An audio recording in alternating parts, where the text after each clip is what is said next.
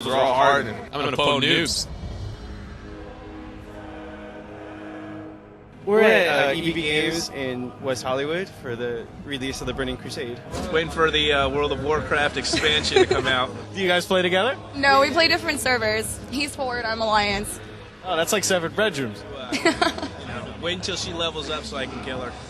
we knew what a magnitude it would be, but honestly, didn't think it would be this big of a line. There's a bunch of noobs here. I can see them.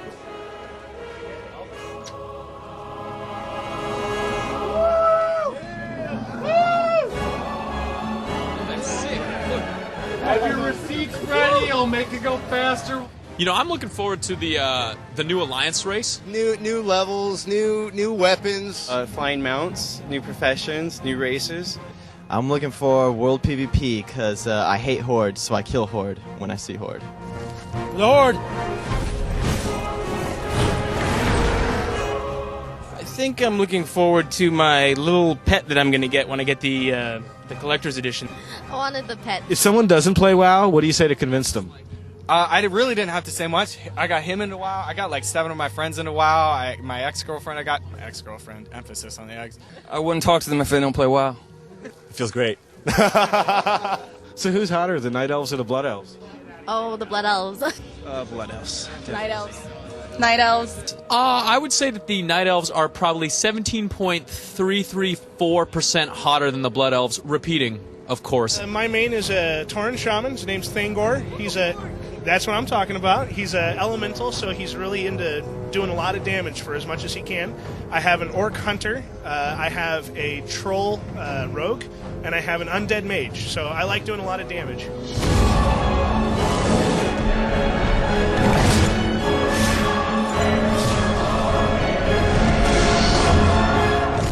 I got tomorrow off of work, and I got today off of work to level all day, and tomorrow off of work. So tonight I'm gonna buy it, go set it up, and play all night long.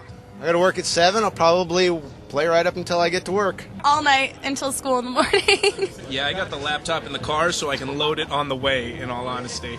I don't know. I'm just gonna install it and just try to get maybe up to level 62 or something. It's probably gonna take a while, but however long it takes.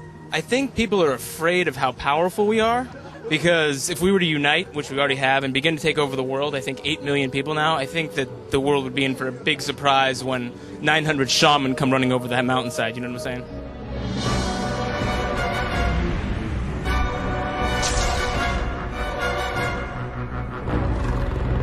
There's a collector's edition on the back.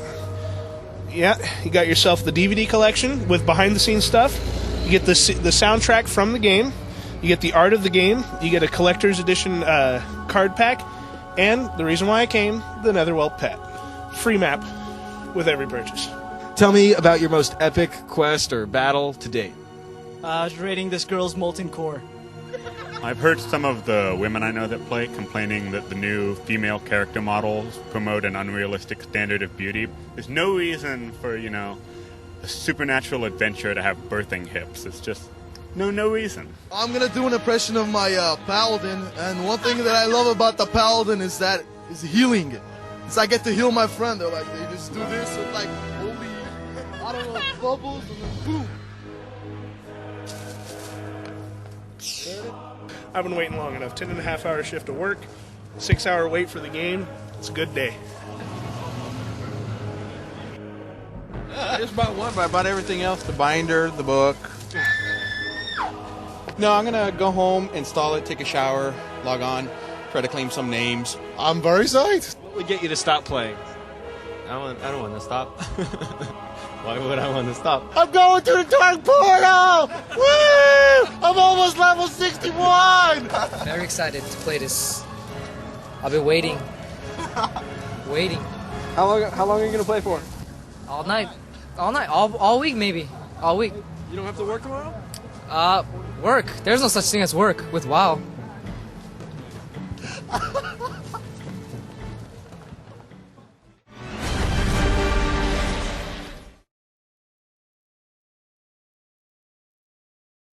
World of War!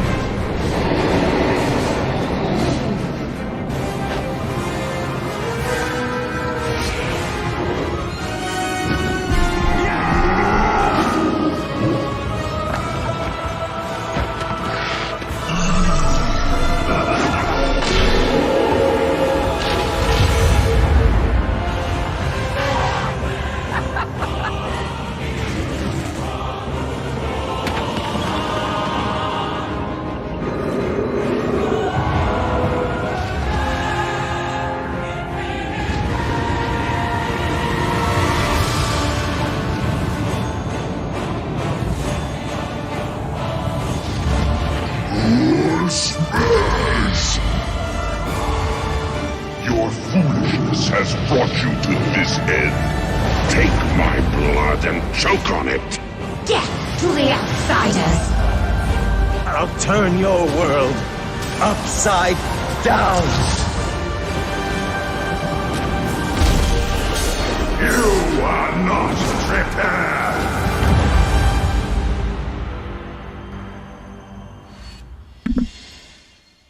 All right. Welcome back, ladies and gentlemen, to another live stream. Hope you guys had a great Easter weekend. Abry's great to see you. Jordy, thank you so much for that, for continuing that sub. Really do appreciate it. Good to see everybody. It's been a couple days. Hope everyone's doing well. Not really sure what I'm going to do today, man. I'm going to play the beta to some capacity. We're going to get some levels in. We're just going to chill. We're going to talk about everything, guys. Welcome back. Teach me all the TBC things. Yeah, it was good to have you, Abbers. How's the sound? Can you guys hear me okay? Everything all right? So we're a bit behind on the beta right now. They increased the level cap to 68, and I'm about 63 and change right now. So we might get ganked. You know, mercilessly. We did do some damage to the Alliance, right, on those first couple days, but that's all right. I'm an SLSL Warlock. Hopefully I should be able to hold my own. So, you know, I don't know what what zone we're gonna go. We could go into Grand. You know, the thing is, it should probably be in Zangarmarsh. And Zangarmarsh is a vibe, you know, but kind of just don't want to go there, man. It's kind of gloomy. I might want to go to Nagrand, maybe Terrakar, switch it up. Yo, Community Gaming, what's up, man? Is 2 accounts worth for TBC for alts or not really? It all depends, man. I mean, if you're trying to sweat it out, then it's not only... I mean, it's pretty much table stakes, I would say. It depends, though. Like, I don't want to... Open your heart to the light. And make you feel pressured to have that, right? But, let's go to the Grand. Fuck it. I don't even have the flight path, and... You know what? We'll run it. Let's go to the Grand. I need to hit up these vendors, though, and get shards for the day. On the beta, I don't know if you guys saw, you can straight up buy shards here. I wish this was like this in the real game. And you can get consumables. So we'll stock up on super healing potions. These are just absolutely massive. If you're engineering, by the way, you can stack these up to 20 in TBC, interestingly enough, using the healing potion injector. Alright, it's 15. Let's get like 20. What else do we need? We have a good amount of these other consumables. That should be good. Alright, let's go. But yeah, I mean, 2 accounts. To speak to the benefits of that, the mage alt, the classic mage alt, it's very, I mean, it's going to increase your power level and your ability to just play the game more efficiently and massively to have a mage alt on a second account. A lot of you guys have one already. I mean, a part of me wishes Blizzard would make it so you could only be logged into 1 account at a time, but it's just a thing. People are going to find a way around it anyway. It's just the world we live in 2021. But if you do have another account with the mage, you pretty much have infinite inventory space. You have you know, the ability to portal around. You don't need ghetto hearts. You don't need anything like that. Food, water, a body to summon. You know, what I used to do on the on classic WoW right in the early days of it is I had the mage follow me around on my warlock, and I would tap myself down low to get mana, and then I would duel myself and polymorph myself, and then you know, polymorph is percentage based healing, so maybe like 3 ticks of polymorph and you're back up to full. Heal 6k life points like 10 times faster than eating or bandaging or anything. So I would say yes, but at the same time,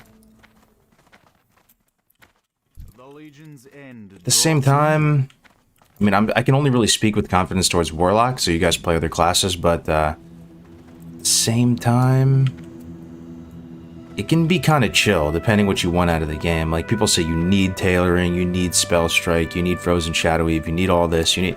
And yeah, you do, there's a line to support needing it, but, I don't know, like, I'm mainly into the PvP side of things. Like, it's what I've been... The reason why I haven't been streaming much recently, just full transparency to you guys, it's not that I'm not playing WoW. I'm actually playing a massive amount of WoW. It's just that I've been, like, in this phase where I'm really into Arena. You know, like, I think about it nonstop. Arena.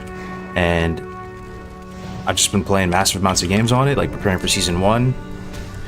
I've just been falling in love with the TBC arena. I think you guys will as well. So it's the type of thing that I can't stream that stuff, you know, and that's kind of like where my heart's at.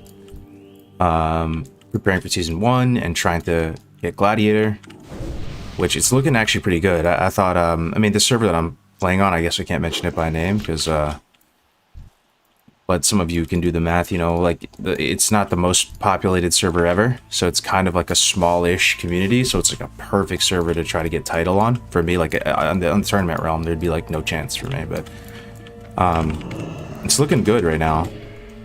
I think we're rank 8 in 2s, and we were rank 2 on our other team in 3s, but one of our guys got couldn't play anymore, so we had to make a new team. But anyway, very excited for the arena stuff for TBC. Want to talk about it. It's just what's constantly going through my mind. There is a lot to talk about. Predictions, you know, what strategies you guys are going to implement to, you know, get the edge in Arena Season 1.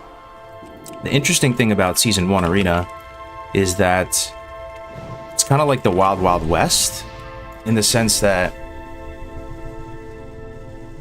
in many senses really, the interesting thing about Season 1 is that PvE gear plays the biggest role that it'll probably ever play in Arena, right? In the sense that, yes, the blue honor sets will be available at the start, and yes, Warlock is a class that generally just tries to get it as beefy as possible and stack up a ton of resilience. Not all classes are like that, but farming up an entire honor set, even if you no-life it, will take upwards of 2 weeks probably.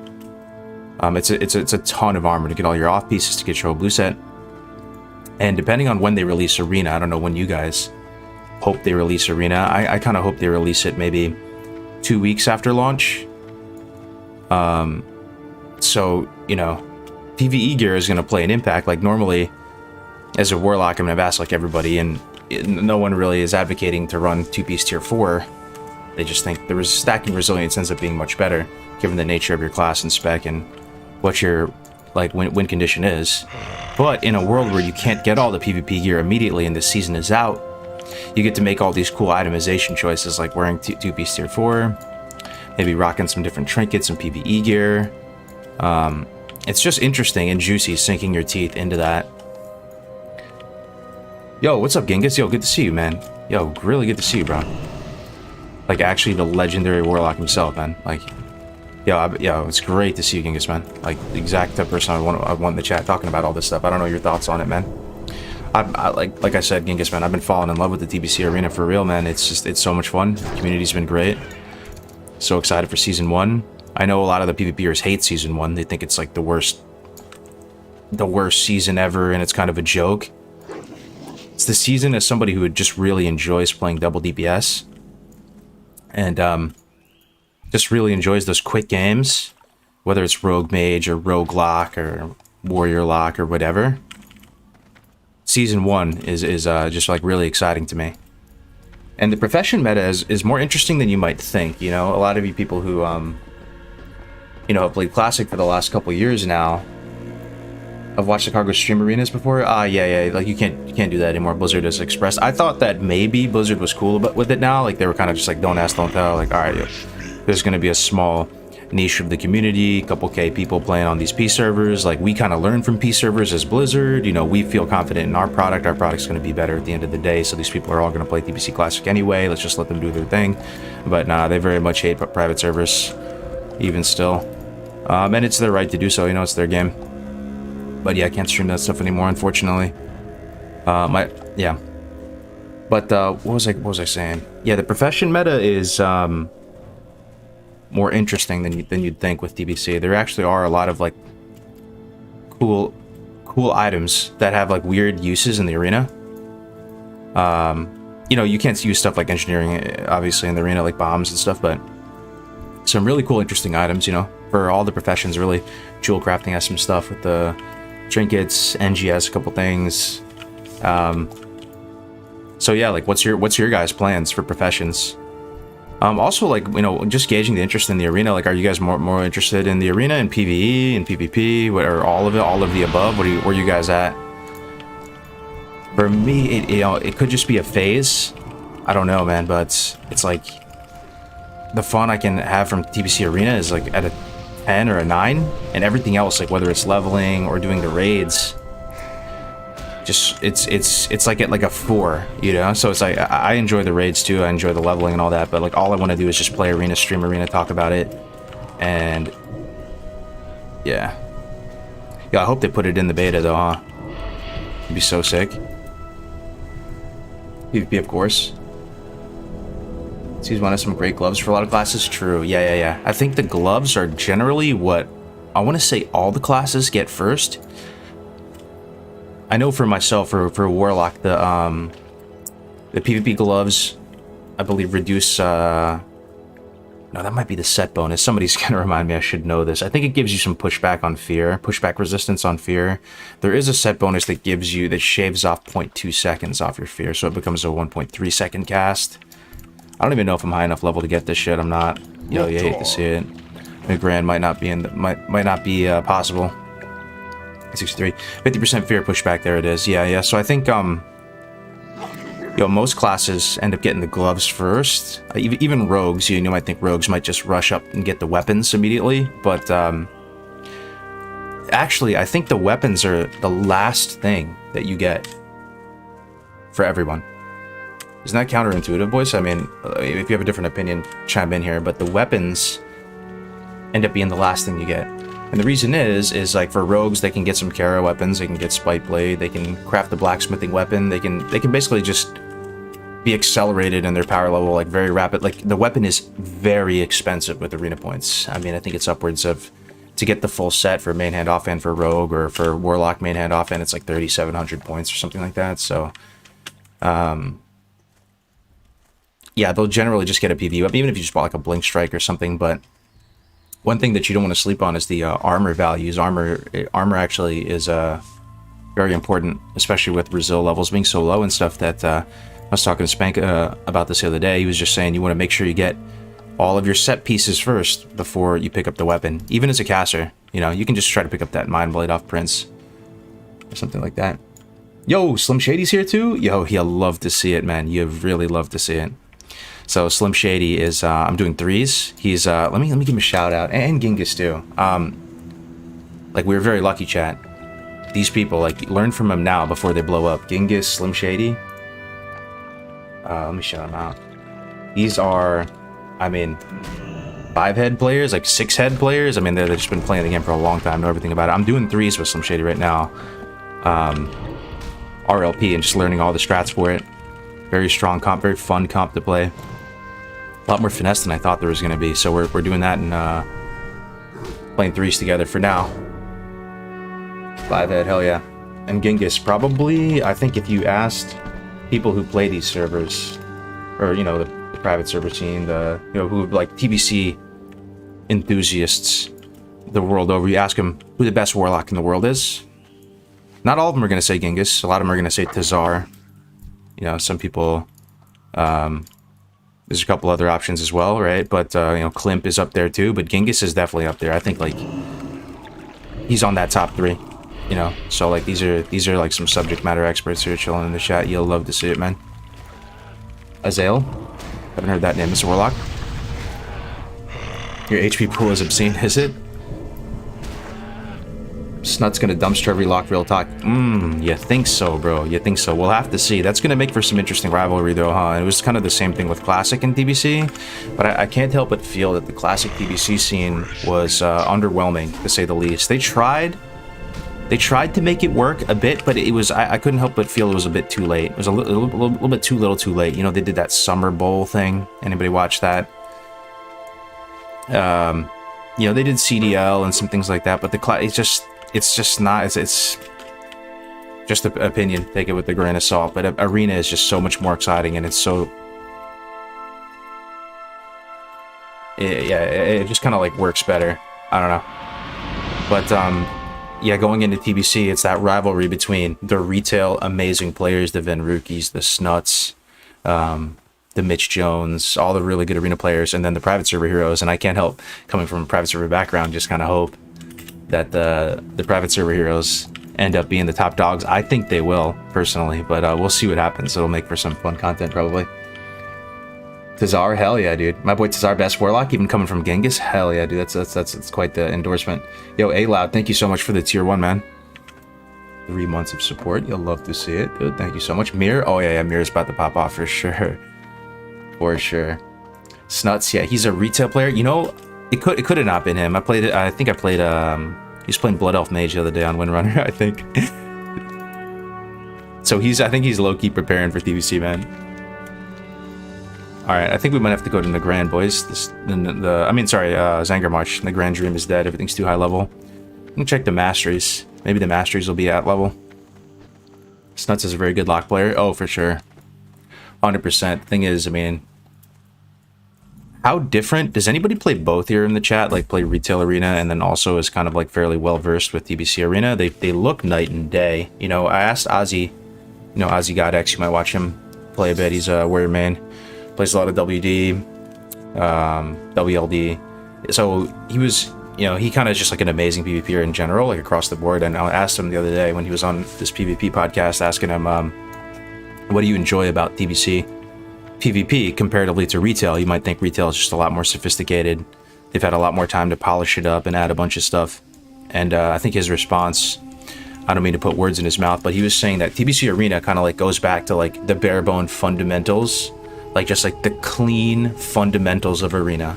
It's a bit more chess-like. It's a bit slower. You're trading cooldowns. You're just monitoring the DRs of everything. It's like just clean. Just like clean play, like the fundamentals of Arena. It's hard to explain, but it's kind of like what made Arena so exciting to begin with. Like going back to it. And I would imagine that like when I watch Retail Arena, because I've tried a bit, I don't really.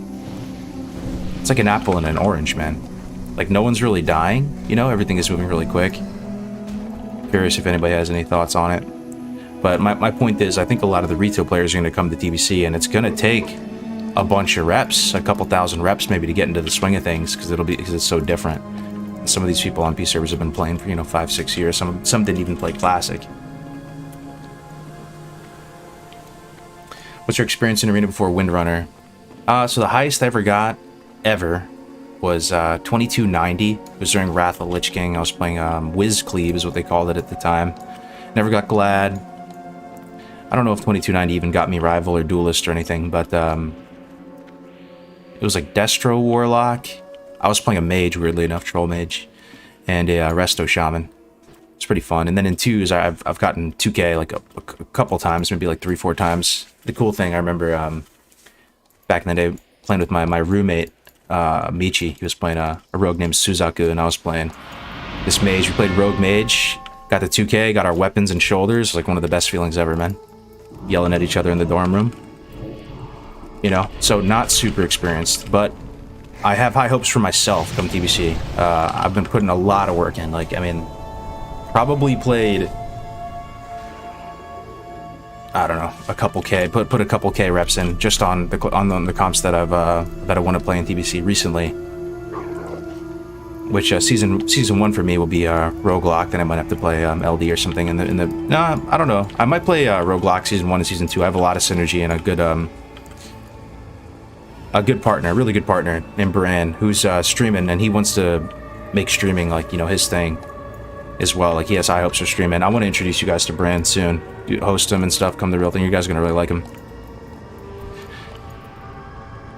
But yeah, and then 3 is gonna be running RLP. But yeah, man, I'm excited. I'm really gonna try to push and try to see how high I can get it for the real thing. Yo, GStud05 with the Prime. Thank you so much, my friend. Thank you, thank you, thank you. What's your 5s comp gonna be? I have no idea. So the thing is, like, on the P servers right now, I don't think anybody ever queues 5s, and I don't think you can even get a title in 5s. On the P server side of things, but for Classic, you can get titles in 5s, right? And 5s, honestly, I mean, we have some of the big brands here, like Genghis and Slim Shady. I don't know if they're still sticking around and stuff, but 5s is really important in the sense that it does award the most points. So, like, are they gonna have to like theory craft the best 5s team and get in there with the strategy? And I don't know if there is much of a strategy in 5s. You just kind of queue up with 4 of your buddies. I think it's fun though. Does anybody like the idea of fives? Like the best pitch of it to me was just it's like doing a dungeon group with the boys and then queuing up against another dungeon group and then you smash heads. Sounds pretty fun. I don't know what I'll run. I have been playing a bit of Felguard lock. You know this. Yo, Bran. Yo, there he is. That's my 2-spawner right there, bro. Yo, you guys are gonna really get to know Bran. Stay tuned. We got big plans, right, Bran? It's gonna be good, man. So, you know, it reminds me of like my relationship with Vanilla WoW and all this. You know how when you first start learning about a game, you take the meta at face value. You see guides, you watch videos, and you go, this is good, this is bad. This is not viable, this is viable. This is BIS, this is not BIS. It's like with all things. And then the more and more you play and talk with people, the more and more you like understand the nuance of things and realize like more things are viable than you thought. The meta kind of like relaxes a bit. Whereas, you know, I'm sure at some point in the past month or two I've said like, you know, Felguard is trash in the arena or something, like maybe you can play it in 5s. Funny enough, I've been running some Felguard 2s with a frost mage as well as a kind of like a hybrid Ellie Restokin Shaman. And also in 3s we set up this cleave yesterday with, it was Ellie Shaman, yeah, Ellie Shaman Frost Mage with a Felguard. And oh my god, it was insane damage. The Felguard was putting in absolute so much work. It was so much fun, and it felt really good. We took one game off Spank and Gucci, and that's all I'm gonna say. They beat us like 5 times, but the first game we played him, I think we rinsed him real quick because no one's expecting that, right? Out the gates, and then they adjusted and owned us. But you know, Felguard could be, honestly, that's one thing I don't, you know, hopefully they put Arena in here so we can test it. And you guys know the Black Book? Let me see if I have it on me. Yeah, this thing right here. Empowers your pet, increasing its spell damage by 200, AP, armor. I'm really curious if in TBC you can, oh, let's do our first little PvP right here. In TBC, if you can pre-pop it, you know, before the gates open. I imagine you could, because, you know, healers and stuff will do that and get value from a trinket and swap it before the gates open. Let's respect the 1v1, let's fight this guy. Let's let him heal and shit. I mean, bro, your fate is sealed. I just hope, I want him to heal. It's a warrior, honestly. It's nothing special. There's no world where we lose that. I'm not going to try to pretend like that's a nice fight. Alright, where are we going? This encampment up here. Try to get some quests. I am personally playing the meta. Min-maxing is for noobs, bad players who need advantage. I plan to hit Glad while just mostly having fun. Yeah. So the more and more like I'm learning about this, by the way, too, is for me, like from someone who doesn't have a ton of experience in the arena, I thought Glad was like the highest level of play, right? It's not. I mean, like rank 1 is the highest level of play, right? And even in retail, you know, there's not only one rank 1. There's still a percentage base. The people who get rank 1, it might end up being like 50 people or something get rank 1, which is kind of strange because it's all personal rating. But Gladiator, like there's some of like the super Omega Sweat 5-head Galaxy Brain players and stuff, like, you know, Gladiator is nothing too special to them. Like it's, you know, in their hands, you know, they can probably pilot any spec, the Gladiator. It's really like pushing past that, where like to them, like the games get very interesting, and like those are the games they live for. To me, getting Glad would be like amazing. Like I'd put that shit in the stream title every day, I swear.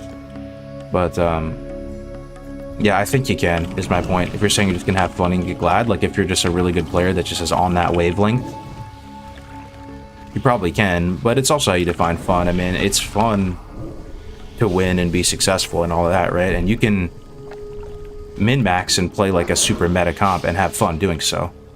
I mean, if you ended up not having fun, like, alright, here's a thought though.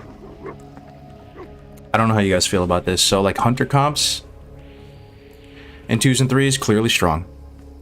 I even kind of feel this way about shamans a bit. Not as much though. But these hunter comps just refuse to fight off a frost trap. Right? And even like the double healer hunter comps, like they just pillar abuse, LOS, abuse any LOS object. Sit on frost trap, do not move, refuse to fight off of it, right? Like, what do you really do about that?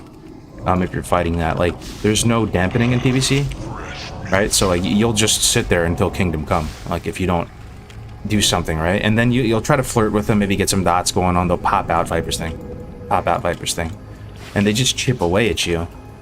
And that, there must be some way to deal with it. There must be, but like, sort of at my level right now, it feels so scummy, and a part of me just wants to stalemate out the game and go, okay, you're gonna fight on your frost trap, like, why do we have to come to you? You know, like, we're just gonna stay back here as well. Like, you can feel free to come fight us out in, the middle of Blade's Edge, or in a more like equal ground.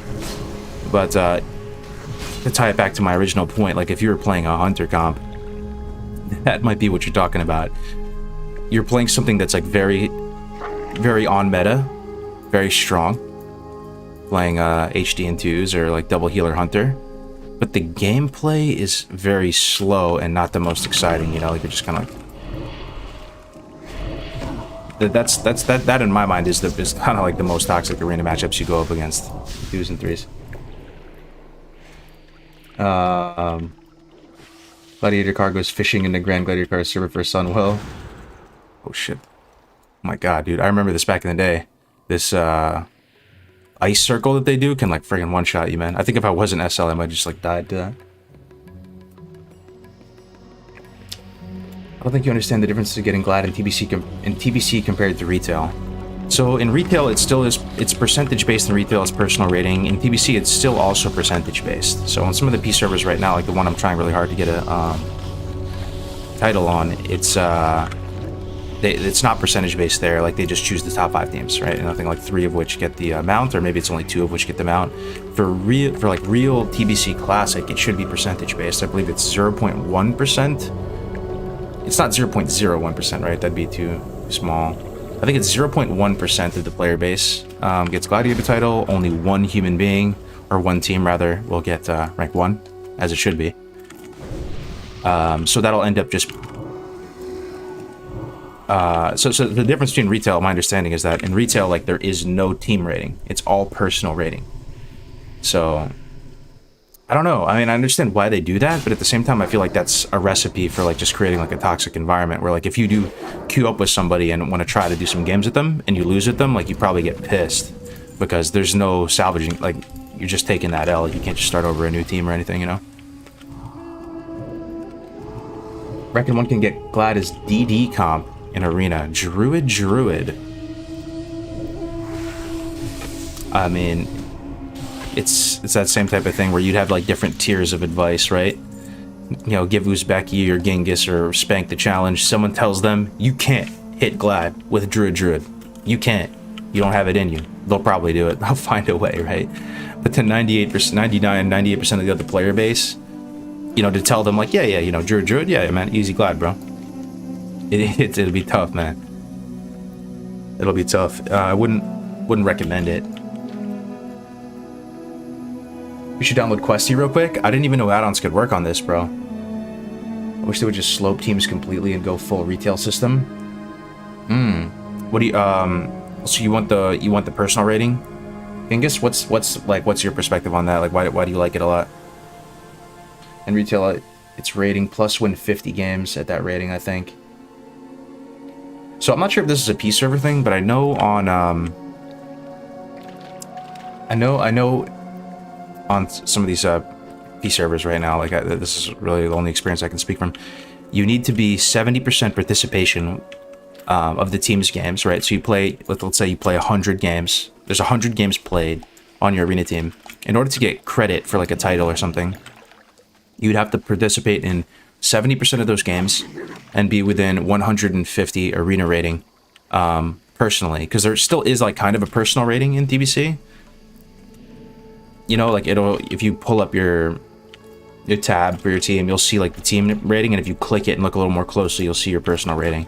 You have to be like within 150 points of the team rating, as well as 70% participation.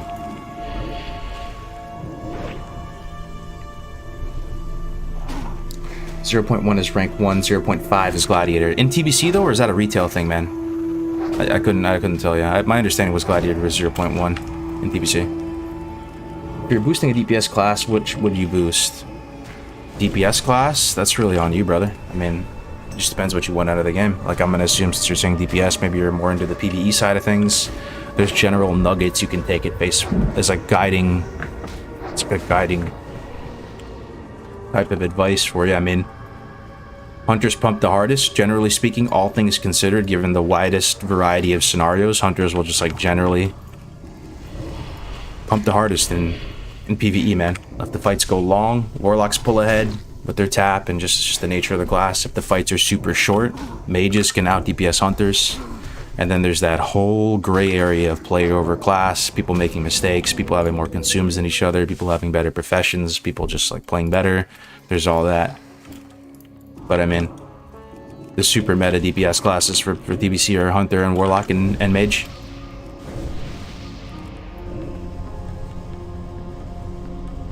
TBC Glad was 100% 0.5 with the rank 1 being rank 1 per bracket per BG. Well, that's good news, man. 0.5 instead of 0.1. So what is that gonna do, boys? This is the conversation. This is the discussion that I live for right now. From the looks of it, oh look, a rare. It's Martikar. From the looks of it, they're not gonna do battle groups like the old school days, right? They're gonna do some sort of like regional battle group. That's what it appears, where NA Andes are gonna be with the NA Andes and EU Andes are gonna be with the EU Andes. And it's just going to be one gigantic swollen battle group. How do you guys feel about that? That's my understanding of it. It could be wrong. That's what it seemed like. They made it seem like they're just splitting things up by region, and there's no more battle groups. Long time no see, brother. So still catching your vids on YouTube. Keep up the great content. Yo, Splice, thank you so much, brother, for the $3, man. Appreciate it, brother. It's good to have your blue. You love to see it. So what would that do to the to the arena system? I mean, does that, sort of getting to the bottom line here, does that just mean more gladiators or less gladiators? Does that mean that each person individually has a higher shot or a lower shot of getting titled and all that? Yo, Jigsaw, it's great to see you, man. Hopefully you get in the beta this week, bro. I saw you put some work in twos, man. Crushing it, bro. You're like at 2150 now. You rinsed that, man, you rinsed Four Finger TV and that WD, man. You guys are up there now. What do you guys rank? I have to check again. Crushing it. Yeah, Fitz and Jigsaw, that's a scary combo right there, DPM. What you gotta remember is that there won't be any easy battle groups like it was back in the day. I didn't even know that, bro. So there's just some battle groups that were way less competitive. Kind of makes sense, yeah. I heard people would transfer to easy battle groups back in the day. We'll mean more glads. Okay. That's good news, man. It's good news, man. That's good news. Same amount of gladiators, probably a few more rank 1s. Gotcha. How is Shaman in TBC PvP? Shaman in TBC PvP, like, would probably the bracket they struggle the most in would be 2s. I don't think that anybody's gonna fight you on that. But I'm still personally gonna put paladin. I mean, Shaman's a tier above paladins. Maybe it's because I'm warlock biased. It's probably almost certainly because I'm warlock biased. Both tongues and I mean both shamans and paladins both are equally fucked by tongues. But I just see a paladin and like no part of me is intimidated by their class like a holy pally. There's times where playing roguelike and stuff, like we just ignore the pally, you just maybe throw a blind at him or something, ignore all mechanics, just wound poison the target and throw tongues on the pally, and the guy just dies. I don't know, like they can't really heal through. Maybe I haven't ran into a great holy pally, but for me, like the healer tiers, you know, druid and priest at the top, and it's probably shaman, and then should we fight this guy? Let me throw one like dot on him, trigger him a little bit if he wants to come back.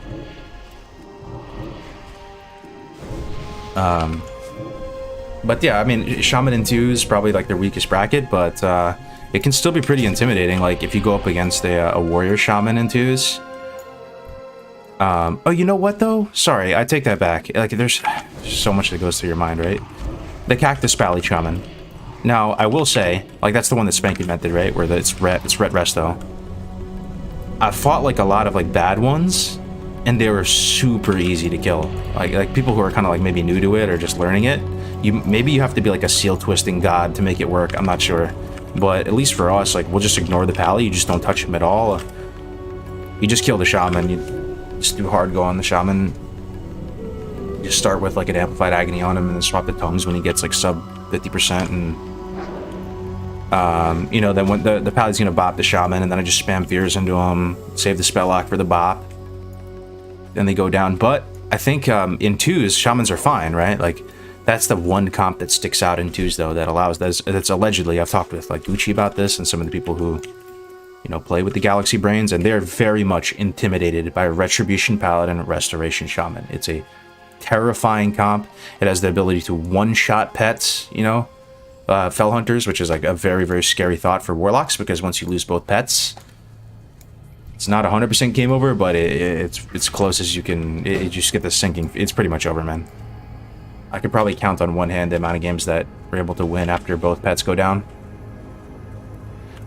So, and you can also one-shot players too with this Cactus Pally.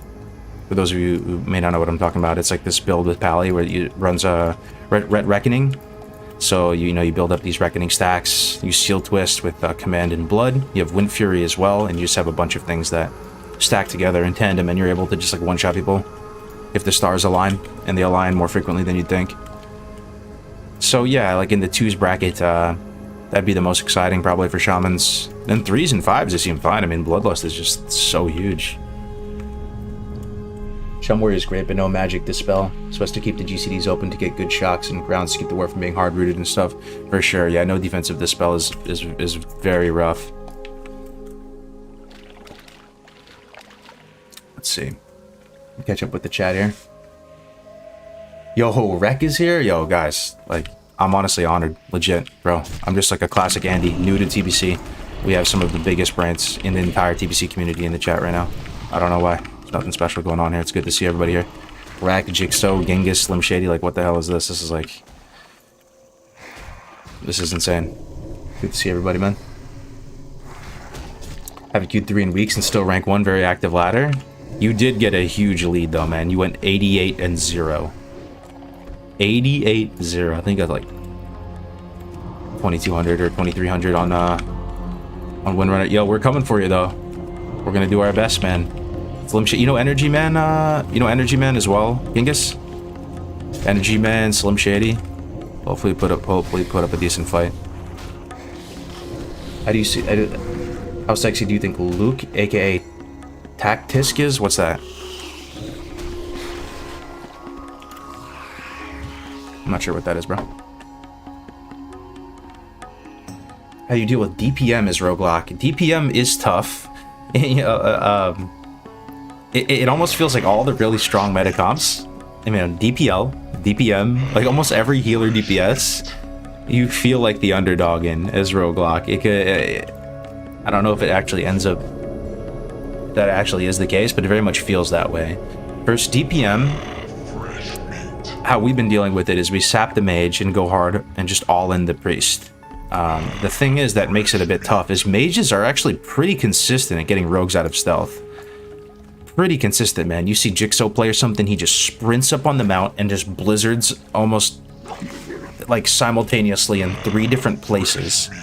Arcane Explosion, and there's not that many places where the rogues can go. Like, it's kind of somewhat predictable where they can go, right? And it happens all the time where they'll get the rogue out and he gets Frostbite in the blizzard and it's just, you're on the back foot and it's likely going to lead to a loss.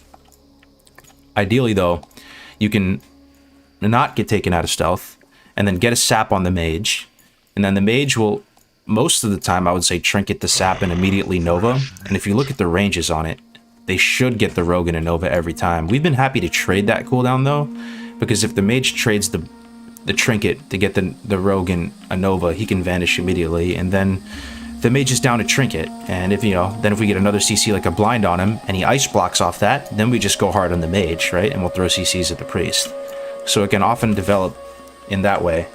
But if we can get the sap on the mage, then likely we can all in the priest, and he'll, you know, cheap shot, expose, into kidney, which will trinket, into garrote, into spell lock, into coil, into spell lock, and then hopefully they die in that or are very close to dying.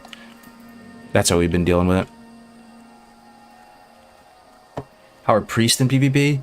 Priests are nasty, man. They're the healer for me as a warlock that I am most terrified of. Terrified. Druids, not really that terrified.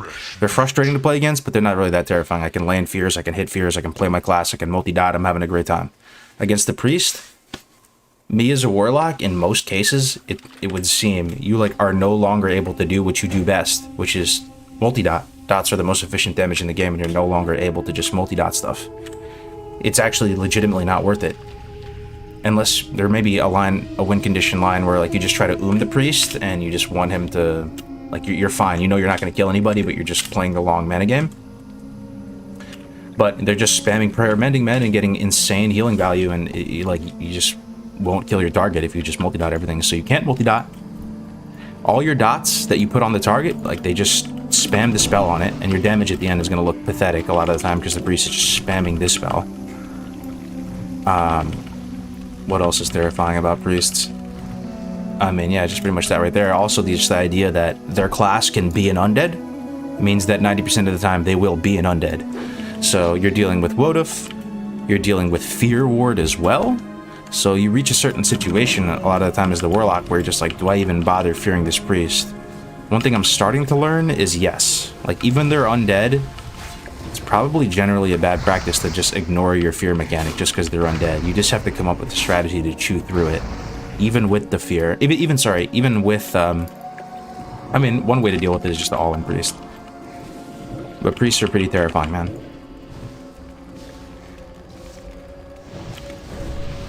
They just seem so broken in TBC and PBC, PvP. Do shamans still hard counter them? Shamans hard counter a mage.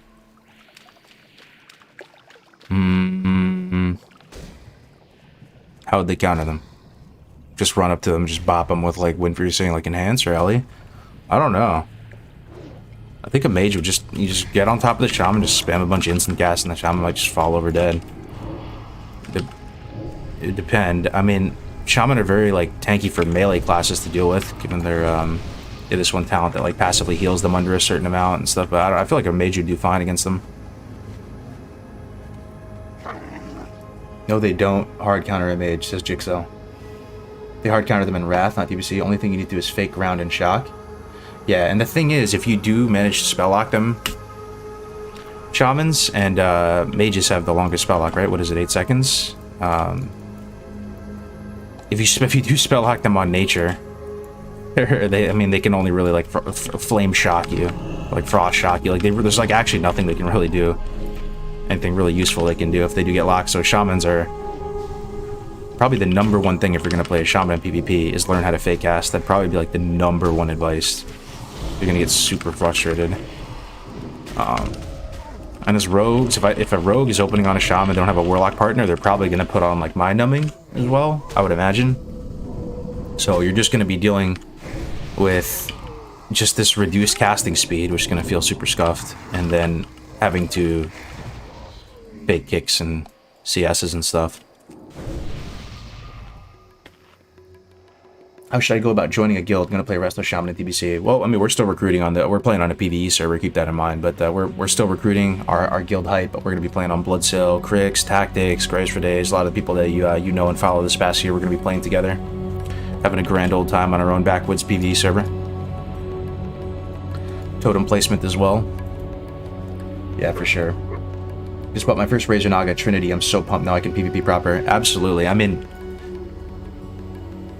yo, one's in the chat if you're using a Razor Naga or an MMO mouse type of equivalent. You know, something that has buttons, like lots of buttons on it. For the few of you who are not saying anything, just like lurking in the chat, like, I promise you, like we're not just trying to like take your money or like debate you. You got to do it, man. You don't need it in Classic. You really don't, because there's no focus and there's no arena. But once you introduce arena, and you have to come up with focus macros, and you have to you know, target your party members in the arena, I almost want to say it's like unplayable without it, just because how do you do it? Like if you had a system, it would have to be, I would imagine, your binds wouldn't be like super quick. It would have to be some crazy setup. It's really important, man. And you might want to do it like now and just learn the binds now before then.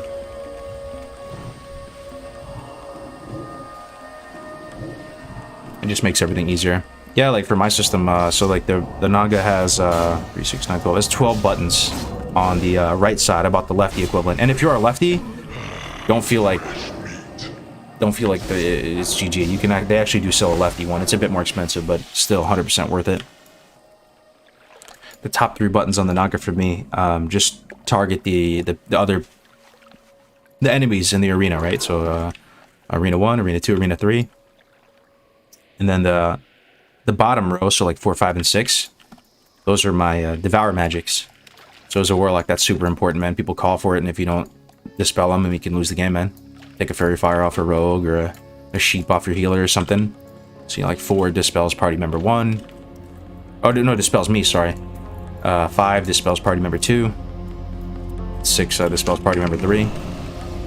You know, another thing that I've done recently that it's a decent system working for me right now is basically allocate one class of modifier, whether that be shift or alt or control. You might think you're doomed to the context of your time and like, you know, there's no going back. You can go back. That's what I was thinking the other day, but then I found a way to make it work. Just take one entire class of modifier, whether it be control or shift or alt or whatever, and just use that for all of your focus stuff. So you have some kind of like system in your mind. So you know if one is agony, like 1 is agony for me, shift 1 for me is just focus agony. And it's something I'm still building up the muscle memory on, where you watch these really good PvPers, man, play, it's just buttery smooth. Like they're not fumbling over targeting people, they're just walking around, hitting everybody on the battlefield.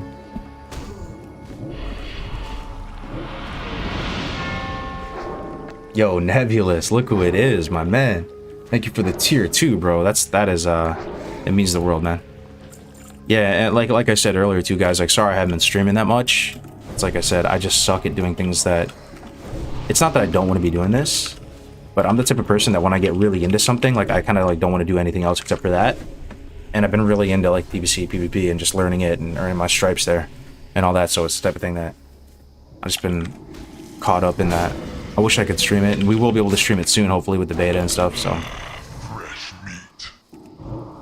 April 14th for pre-patch? No way. Confirmed?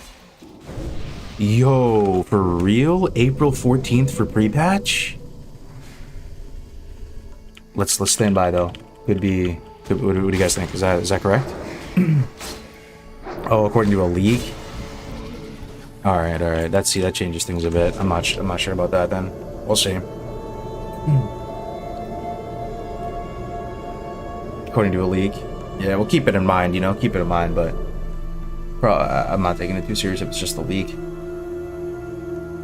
I saw you enjoying some World PvP in your first beta stream, thinking of doing PvP server after all? Nah, I don't think so, man. So, you know, World PvP is fun in the context of a beta, because there's actually really not anything to do so much. I mean, there's stuff to do in test, but if you'll be real, like, there's not, arenas, there's not raids, there's not heroics, there's not all that stuff, there's not all the professions you need to get up in gold farming. So World PvP is fun in that context, but when you got shit to do and you have all that other stuff, the World PvP kind of just like universally gets devalued a bit, you know, like, because it's not, there's stuff that you want to be doing, right? And some people enjoy the World PvP, but you know, if you're gonna PvP, like, you might as well just PvP in like a kind of a superior environment. Like, if you're just gonna queue up and do some games on an arena or do a BG or something like that, a more structured. And then the other thing that, the thing you might not be thinking of is that almost every single one of you is gonna do some PvE, right? Even the sweatiest PvPers who like don't really have any interest in PvE at all, for Arena Season 1, like, you're gonna have to, man. So you're gonna be out in the open world in raid spec. And if you're just out in raid spec, some classes are a bit more serviceable in raid spec than others. But like, as a warlock walking around as a shadow destruction, like a shadow destro or fire destro spec, you just feel like uncomfortable in a PvP environment. Like you're just a snack, you're a tasty morsel, ready to be gobbled up at any point. If you're a BM hunter, you're chilling, but there's all that if you kill people out in the open world, they're probably in raid spec too, so you don't even like, what did you really accomplish at that point? So I think for the real thing, I'm still gonna go PvE.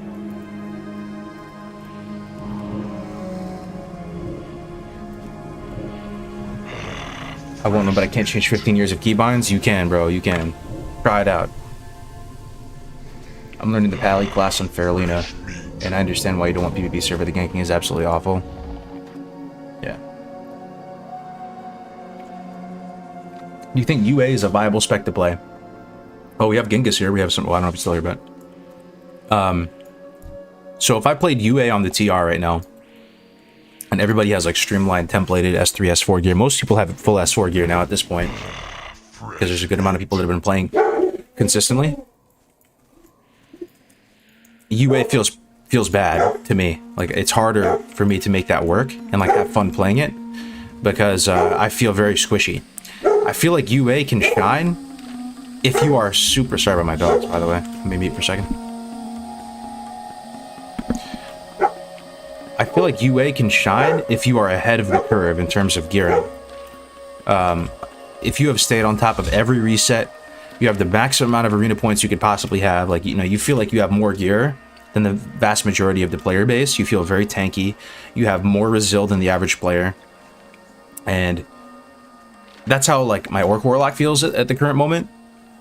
UA feels really fun, because even if you're UA and you lose Soul Link, you're still very beefy. Like, it still takes a while for anybody to kill you, because you have so much resil relative to the other players. If that makes sense. And I almost like it. I literally prefer doing BGs as UA, as a Warlock. I think it's better. Even if you didn't have the best gear, if you just had like a healer or something and you're a UA, it feels better. I mean, like, every dot that you apply sticks. And that's the #1 endorsement for UA. I mean, you just start with UA, put a dot on the back end off it, just triple dot things off the back end of a UA, and then go to the next target, triple dot off the back end of a UA, and you're just melting everybody, doing massive damage.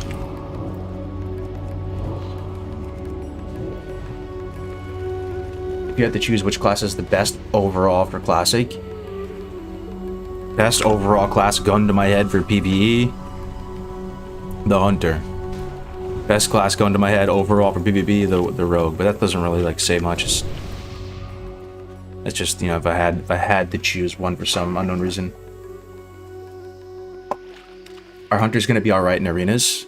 Season 1, they'll be pretty fun to play, because you can go like Beast Mastery, and then just what would be the best class to team up with the BM Hunter if you're just going for absolute full YOLO Zug. Probably Orc Hunter. Undead Rogue would be my initial thought. Maybe an enhanced Shaman, or maybe an LE Shaman. The Shaman. Maybe a Resto Shaman though too. Maybe you could go Resto, so you'd have a little bit of longevity too. Like Resto Shamans is still kind of bump. They can help you kill and stuff in like NS Chain Lightning Shock but nah, if you're going full YOLO Zug, you don't go Resto. I would just go with the Rogue. Because the Rogue is enough control to kill a legit team in dues almost by himself, you know, if he gets the sap and then... I don't know. Would I be completely scuffed in Hunter PvP if I went Drain Eye Hunter instead of Dwarf? You wouldn't be completely scuffed, no.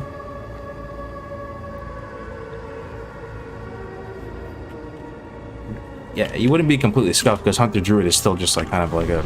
It's gonna do what Hunter Druid does, which is just sit in Frost Trap, and Frost Trap is still gonna be extremely powerful. But Dwarf, I don't know, like, it'd be hard to say. I feel like it does add a considerable amount to your power level, just because rogues are everywhere. You're gonna get poisons on you. You're gonna get crippling on you. You're gonna get these poisons that are a big deal. You're gonna get wound poisons on you. Just being able to remove them and just reset all of that investment of time is like really valuable. And then being able to stone form while you're in the Frost Trap and the Rogue is chasing you, I mean, like, the Rogue will not touch you.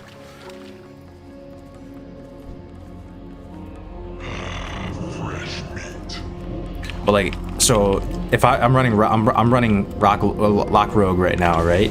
So if I'm fighting an HD and it's a Draenei Hunter versus a Dwarf Hunter, I still feel like I'm fighting equal amounts of cancer. Like, I still feel like kind of bad about the situation, you know? It's not enough to change the strat, or it's like, oh, it's Draenei, we're going Hunter, boys. Like, it's still like equally as confusing and frustrating as a matchup.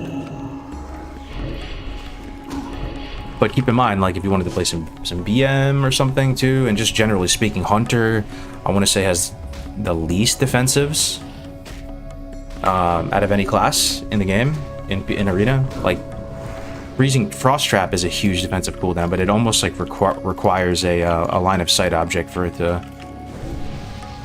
be like huge impact. You just throw that Frost Trap down, you're just kiting around some kind of pillar, like a tomb or something. Is Fel Concentration a good talent in arenas? It's good. It is good, but like the way Warlock specs are is you don't usually have like enough points to invest in them. There's something better than it, you know. And you have to take a few more points in suppression, which is the hit talent, than you might initially expect. And the reason why that you do this, in my mind at least, is for rogues. Rogues have an ability, it's a talent, I think it's called Heightened Senses or Hidden Senses, that gives them, I believe, upwards of 4% additional chance for your spells to miss. Some rogues are going to know. And pretty much to factor, like, the hit cap on rogue is a bit higher as a result. So you get your normal hit cap, and then you get like 3 points of suppression. I actually copied Genghis on that, and I was asking people around. Like, I saw Genghis had his talents, and then I asked Bank about it, and I was asking all these people about it. Any tips for comps on Feral Druid 2s and 3s? I remember I did a PvP deep dive with Uzbeki, who pretty much is the main poster boy for Feral Druid Disc Priest. I remember asking him, like, why would you play a Feral Druid Disc Priest over a Rogue Disc Priest, like DPR? It was funny, he was like, no, you really wouldn't. Yeah, it's not better, but it's still playable, you know, and he basically has a lot of stripes playing Feral. And his opinion to me was that Feral, you wouldn't want to play Feral until one of the later seasons. I have no idea why. I don't understand why that is. Maybe it's the expertise, armor pen, some of the haste, some of the later stats allow Feral to shine a bit more in the arena. No clue. That's what he was saying. But at the same time, the other side of me says, do you really want to play a Resto Druid though in Season 1 and just be clinging on to like 200 Resil and just trying to heal unhealable damage and survive through unhealable damage and just getting bullied in Season 1? I don't know if that sounds much more fun than going Feral as well, so I'm not sure. But the best Feral comp, like if I had to go play it and I had a Feral Druid, that's probably considered the strongest comp, Season 1, would be Feral Rogue.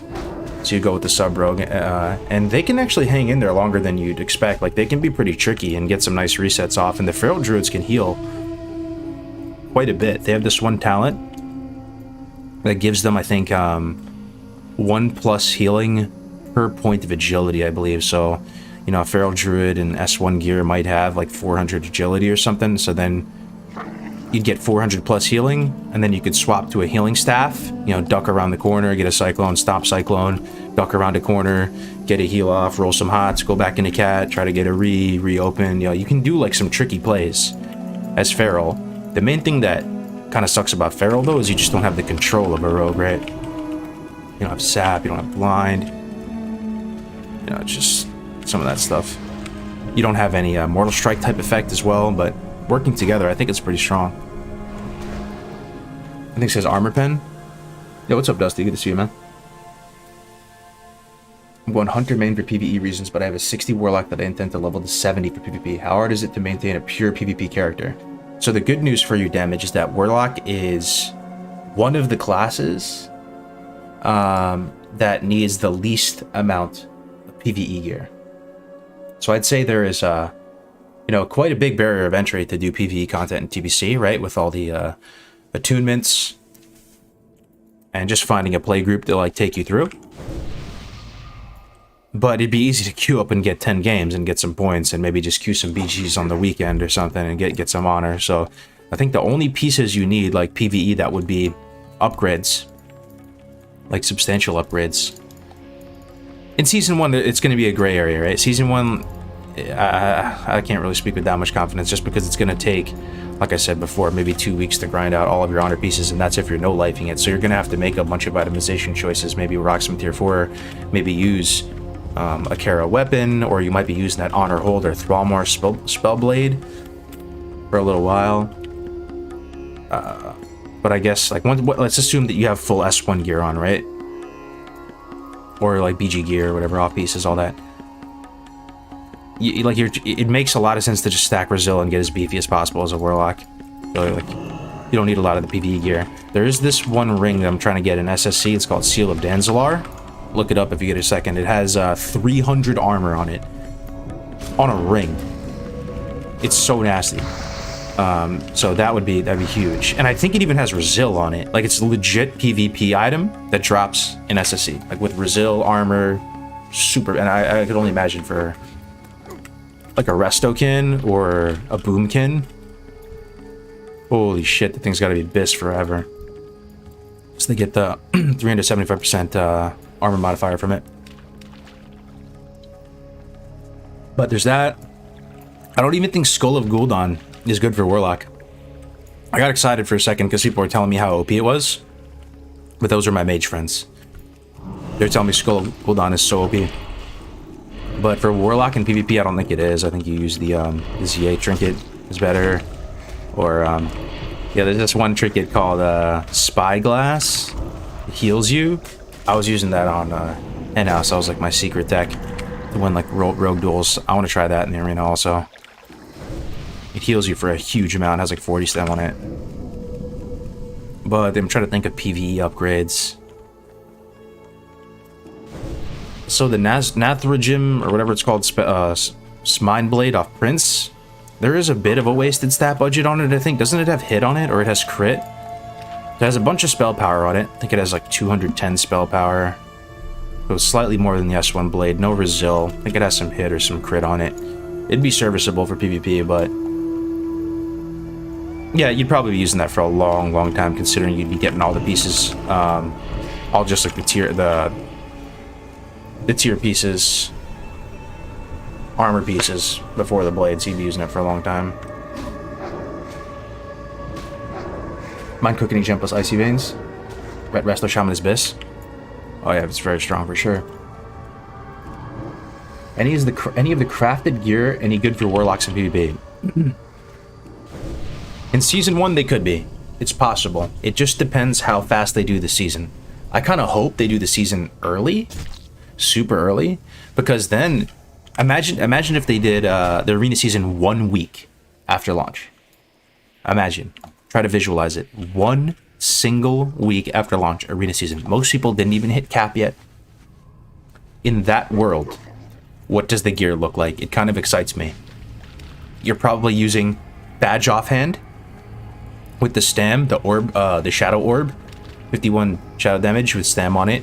You're probably using... I'm using NG belt. I'm going NG because the NG belt, by the way, not many of you even know what I'm talking about when I say that. It's so nasty. I love it so much. It's actually such a freaking cool item. Gives me nerd chills thinking about it. Going NG, but probably use the badge offhand. You know, icon. Just between... I don't even know if you'd have those in time, though. Maybe you'd have icon in time. Be the first thing you get. It's 1 week after launch. You might not even be able to get all those badges in that time. But then you might rock like Frozen Shadow Weave or something, like in the arena. It does heal you based on your shadow damage.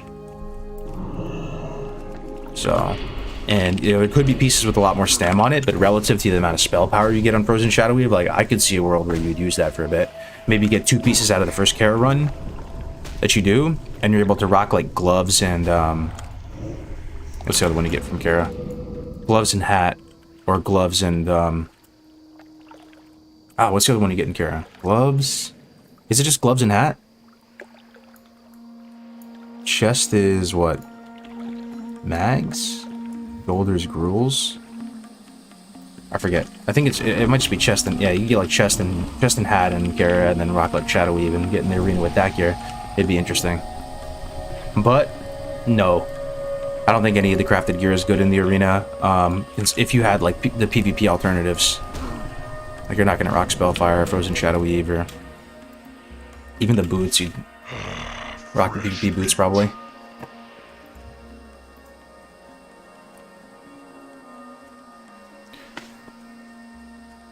What is more fun to play, Hunter or Lock?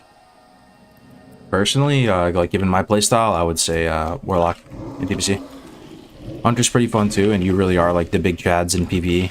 For DPS, all things considered, there are some fights where you can do better than Hunters. But as the fight times get shorter and shorter, and things get more speedrunny, you know, I think Hunters are gonna pull ahead.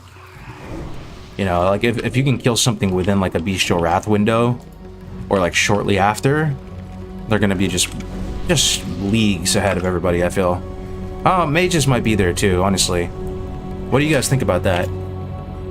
PBC speedruns, Warlock might be 3rd place, man. Honestly.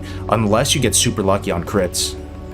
Because Warlock crits, if you just get like super lucky on crits, I swear you're top DPS. Like more than Hunters, more than Mages. If you get super Omega lucky, it's kind of the same with Classic though, to a certain extent. When do you think TBC will be released? Late summer? Be my guess. PvP is all about resilience. It takes precedence over everything else. Yeah, it depends on your comp though. You know, like because I'm running double DPS season 1 and stuff. Like there is a stat weight behind Resil. Like if you had enough spell power or something, it would be better than a certain amount of Resil. What's your preferred leveling spec? Depends what you want to do. Depends how you want to level. If you want to slave pens level solo, then you'd probably go UA or SMDS. If you're going to go level out in the open world, mix in a bit of PvP, I'd probably just level as SL, man, honestly. SL. It's probably not the most efficient, but if you're on a PvP server, I'm not going to level as anything else, probably. But in terms of efficiency, solo, questing, maybe it doesn't matter so much about the PvP and getting jumped and stuff. You could just go Felguard spec. But if you wanted to go like super dungeon cleave too, which is probably the best way to level, in terms of just hitting multiple birds with one stone, and you're gonna level with the Prot Pally, 2 Warlocks, I would go Destro, believe it or not. Which we're looking at these normal dungeons now, we're getting a sense of how powerful, how strong, or how difficult they are. They're not very difficult. So you would be able to probably come up with some huge pulls and be able to deal with a huge swath of enemies at the same time. So at that point, you might want to run 2 Destro locks with the stun talents, with Shadow Fury, with Sappers, and try to go that direction for leveling.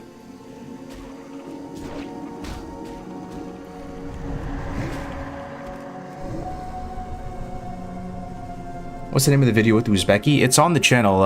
It's called PvP like Specs Class Deep Dive, or Specs Deep Dive or something if you go back on it. It's got a picture of a female human warrior with a Storm Herald. It's back on the channel about a couple months ago. Warlock should pull better performance than Hunter in case of AoE down mobs. You're right, but I remember asking Abide about this, who has, you know, love him or hate him, a ridiculous amount of experience raid leading and probably done these dungeons like raids hundreds of times.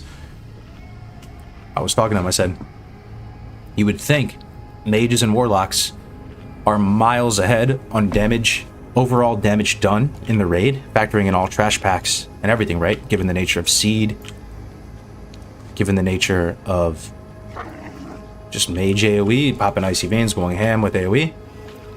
He was saying not really. Like hunters and mages will, or hunters and warlocks will, warlocks and mages will still have the most overall damage done due to all these AoE tools, but they don't blow hunters out of the water. Like hunters are still kind of like on their heels a bit, which was shocking to me considering that hunter AoE is basically non-existent.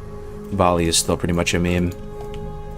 But just them doing, you know, their multi-target version of the rotation on mobs, putting in some explosive traps here or there, they're still kind of like up there.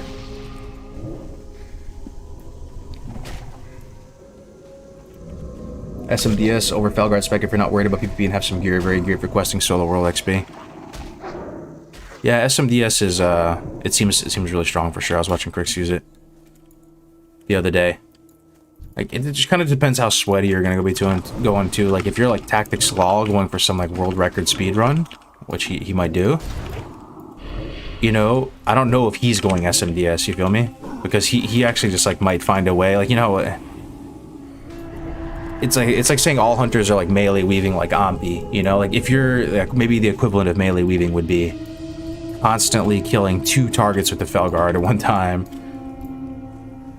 You know, I guess my point is I think the Felguard spec could be better for killing a couple mobs at the same time than SMDS. But like, I think Dive said it really well the other day. He said that SMDS is the natural successor or evolution of Drain Tank, moving from Classic into TBC. Drain Tank is just like hyper efficient, single target killing efficiency. Like just dot stuff up, drain it. Succubus. It's not so much like multi-dotting. It makes sense. It made a lot of sense when he said that SMDS is the natural like successor of Drain Tanking. But I think if you're going like super try hard with the Felguard, and you know you're dotting something up, Felguard swings at it, you intercept another one, could be better. If raids won't be cake and need CC on trash packs, hunters will do more damage overall on a raid night. If you can YOLO it all, just spam. AoE, Arcane, and Lock will dominate. Yeah. Playing War in Arena when Rage and Stance Dancing actually matter with a slow pace and no infinite mobility, CD spam from every class is hype. Well said, well said. Other streamers were saying dungeons only give 2-3 bars of XP. It was like that until they fixed the XP values. Now dungeons are far and away like the best way to, or the most efficient way to level. The dungeon cleave XP per hour is looking very, very strong. You can even solo some of these dungeons. I don't even know what I'm doing, man. I'm just killing stuff. We could do some slave pens or something. You could try the PvP too. Thing is, we're 63, and I feel like a lot of people are 68 now. So if we tried the PvP, we'd just get the attention of some 68s and be kind of screwed. Does Nightfall proc chance go up in TBC? No, it's the same. It's the same. How can I find the most recent GMA? It's on Twitch, girls. It's on Twitch. I was gonna like edit out the intro and put it on YouTube, but I just haven't gotten around to it yet.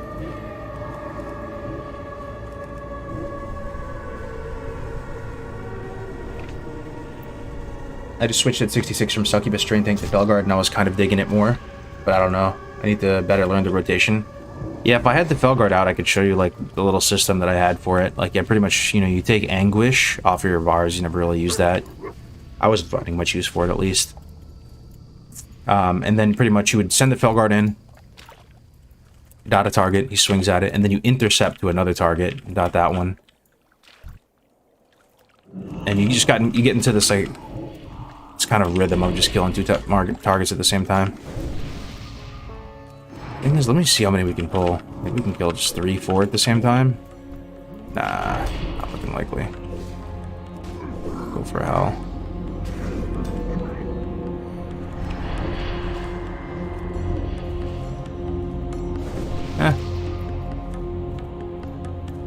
Who's this guy, boss? Angorosh Warlock.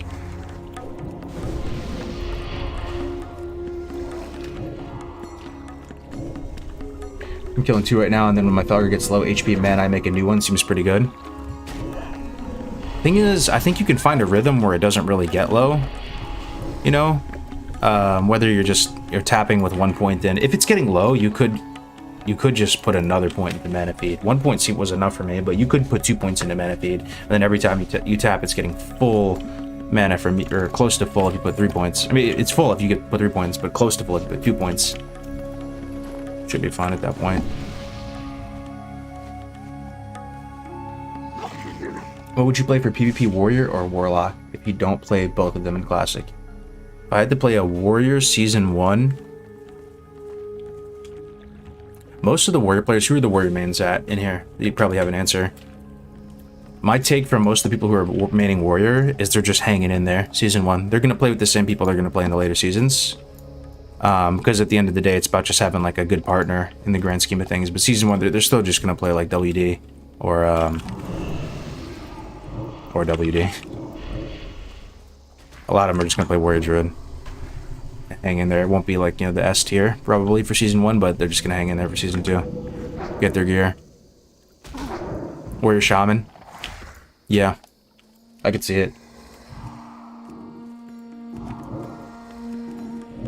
Lock's kind of vibe seems fun. It is fun, man. They're super strong at TBC. You're definitely not gonna regret it going Warlock. Yo, US Master at Arms, great to see you, my friend. How was your weekend? Hope you had a good Easter, bro. I have leveled to 67 with Felguard, and I use 2 out of 3 mana feed. I have to use Anguish for 3+ mobs because even Agony is too much threat after 4 or 5 ticks.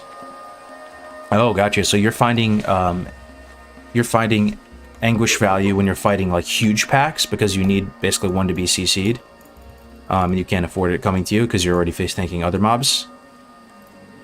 I could see it if you're going for just fighting 3 mobs or something at a time.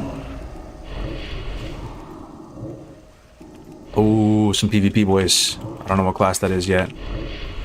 We'll see. Let's see. It's another warrior, man. Picking on warriors out here. I kind of wish that they just had 70 boost on the beta. And they opened up Arena on the beta. I can dream, right? That would be sick. I think that would put a huge, like, jolt of energy into the beta, man. Does Curse of Weaknesses see any changes in TBC? I believe it does. I think they buff it. I think it's that simple. I unironically see people using Curse of Weakness in PvP. I think I was watching a Clint video. He's another amazing Warlock. I was watching him, one of his videos, and he was unironically putting Curse of Weaknesses on warriors. There's probably another rank past this, but I think it might be like 400 attack power reduction. And I don't know if anybody's mathed this out, but it sees use in PvP. It sees use in PvE as well. If you're really trying to stem as much damage as possible from a boss that's hitting so hard. Like sometimes if on the P servers, like some of the heroics are super overtuned. So I remember fighting the High Warlord Kargoz or whatever his name at the end of Shattered Halls and just trying to do everything we possibly could to stem some damage from him and putting on weakness. It's not like your bread and butter ability, you're not using it all the time. But you know, sometimes if you're gonna throw a curse on a warrior, let's say it's a warrior priest matchup, you don't want to put an agony on the warrior because you don't want him to get mending value. The warrior already has hamstring on you, so slowing him 30% with Curse of Exhaustion doesn't really accomplish that much. You're still moving at a slower pace than him. You're trying to kill the priest. It might be worth a global to throw Curse of Weakness on the warrior and reduces his attack power by like 500 or 400 or something. You know, it's better than any other curse. What do you put tongues on him? You know, priest is out of LOS, other side of a tomb. Warrior is on you like white on rice. You know, just put a weakness on him. Yo, Malafi with the Prime. Thank you so much, man, for the 5 months of support. You'll love to see it, brother. Thank you. I'm hoping they will open the floodgates tomorrow and get some activity going into the beta. True, true. So me, Cleave, and Anguish autocast has worked pretty well with 2 out of 3 mana feed. So you have everything on autocast except for Intercept, Hyugnu. 400 AP is pretty big, isn't it? Isn't that like 200 strength for warriors? I guess. For some reason it confuses me. Like, I just see this ability as such a PvE ability. Because mobs kind of get affected more than players by attack power reductions and stuff. When you put it that way, though, reducing a warrior's strength by 200 for 1 global kind of sounds good. You know, if you had to guess, you throw this on an arms warrior on you. How much does this reduce his damage by? If it ended up being like 5% damage reduction by throwing this on, that seems kind of good. I don't use it very much personally, but maybe I should. Can you give Boomy some love for a second? Don't hear anything about them regarding PvP. Do they blow? I mean, it depends how you define Boomy, right? So, Restokin which is you have Moonkin form, and you pump. So is it really not a Moonkin at that point? You know, you're... Sorry, hold on. Yeah, there might be a package at the door. 1 second.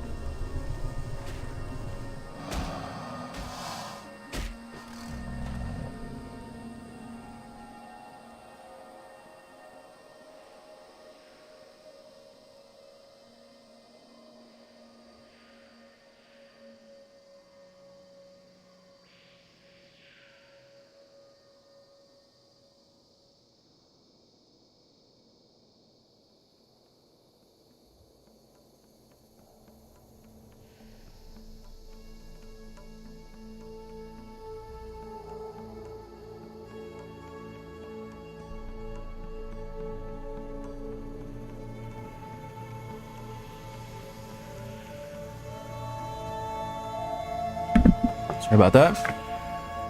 But yeah, we're saying talking about boomkins, right? I mean, is a Restokin a boomkin, guys? Kinda is.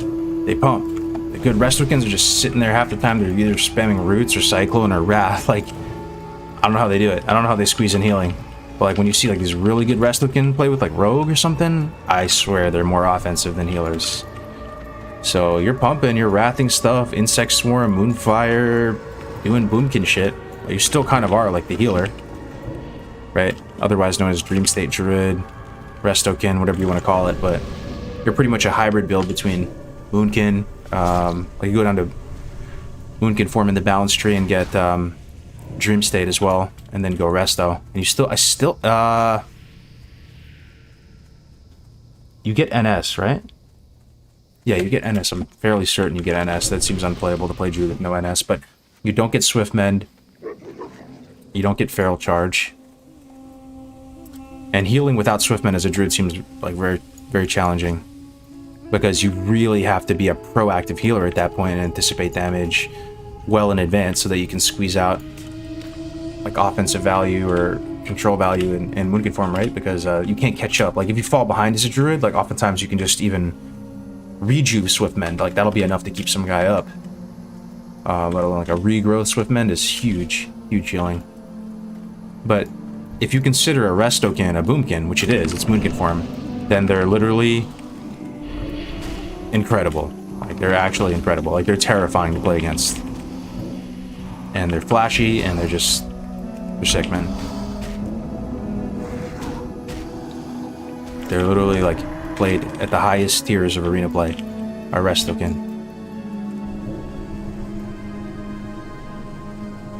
Dream State? No, Dream State takes Moonkin form. Unless there's some... Because you have to... Yeah, no, I'm fair. There's gotta be some Druids in here. I've never seen it before, at least I don't think. Who's the biggest nerd in your opinion? You, Crick, Steph, Camp, Melderon? Yo, honestly... And I say this endearingly. Oh, I'm sapped. I think I'm stunned. Or is there a rogue here? Oh, no. Alright, sorry, I didn't know what was happening to me. It's just Basilisk is a ranged stun. I say this endearingly. Like, that's actually like a genuine compliment, man. To be a nerd. I'm gonna say Melderon and Defcamp have stripes on us only because they played D&D. Crooksnine never played D&D. You know what I'm saying? I would play D&D. I just never really had friends that played it. But they got the D&D stripes on us. We still have... You know, we might have the Warhammer stripes on them, though. At least me, because I played 40k. And Magic the Gathering and all that stuff. So I don't know if they played 40k. So it kind of balances out, right? You into D&D or you into 40k? They're both like equal levels of nerdiness. So I might be on par with them.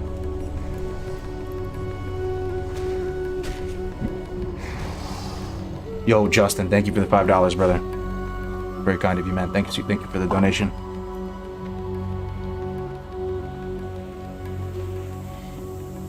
Use Scorpid Sting. What is this?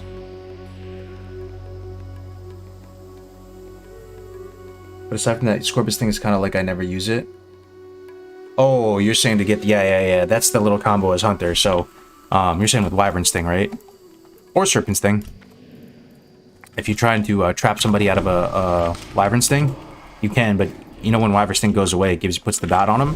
You have to take it off with Scorpid Sting, and then you hit him with the trap. Yeah, Scorpid Sting too. Yo, legit. Scorpion Sting has uses as well. In PvE mainly, I don't know if hunters throw it up on a warrior in arena. Maybe they do though. Anybody play HD in here? Like, you know, you have your little, you know, you're up against a warrior druid and you're just flanking the druid with Viper Sting and you're just playing the super long game and Scorpion Sting up on the warrior. It ends up being a big importance in PvE though, I'm pretty sure. Like, I've heard Abide like yelling at hunters in comms, like screaming at him saying like, yo, do never let Scorpion Sting drop off the boss. Sometimes we're doing gruels and he was yelling at a hunter. It's a lot of damage mitigation. Hunters are very reluctant to do it, to use it. Like, they don't want to because it's, you know, DPS loss, personal DPS loss, but it's really powerful.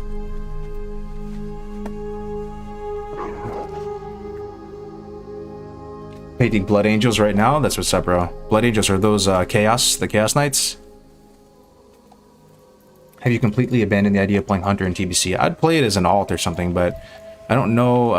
You know, people talk about TBC as being alt friendly, and it kind of is, but it's like, at least through my mind, maybe it's because I'm more into the PvP thing as of now. The alts I want to have are of the same class. You know, that desire to branch out and play other classes in the context of TBC is not there like it was in Classic. You know, it's probably a good thing. I mean, there's a lot of stuff to do. Imperium, gotcha.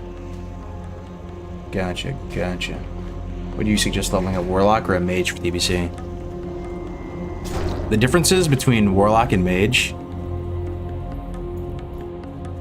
are symbolic of why this game is so good in its current state, the TBC.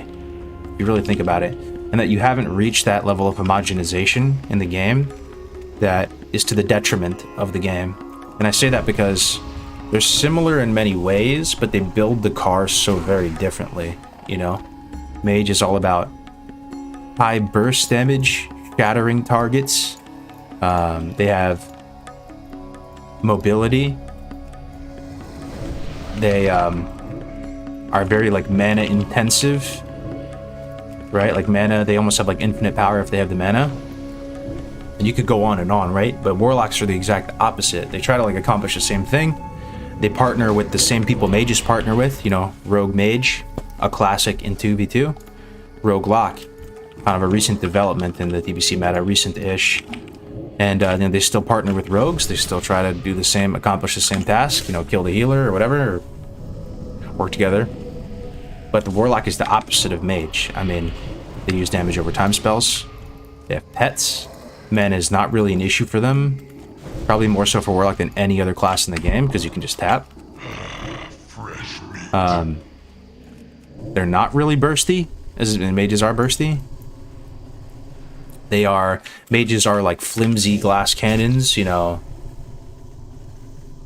Not a huge health pool, not a ton of armor, squishy, glass cannon, high finesse. Like, Warlock is very tanky. They're the opposite. So it's really kind of just what you want out of it, man. Warlocks excel, like, in a PvE context, like when the fight goes super long and you're able to get value from your life tap and your cooldowns come up again and stuff. Mages excel when the fight is super short. If anything, mages fall off massively, right, on these fights that go a long time. I'll see these fights, like even just Prince and Carrots, classic ones, probably the longest fight in Kara, right? Maybe the dragon guy with the skeletons might be longer. You know, they're about the same. Prince with the 2 dragons, they both kind of take a while. Either way, you'll see the mages start super strong. They'll get innervates, but then towards the end of the fight, they're like at the bottom-ish of the meter.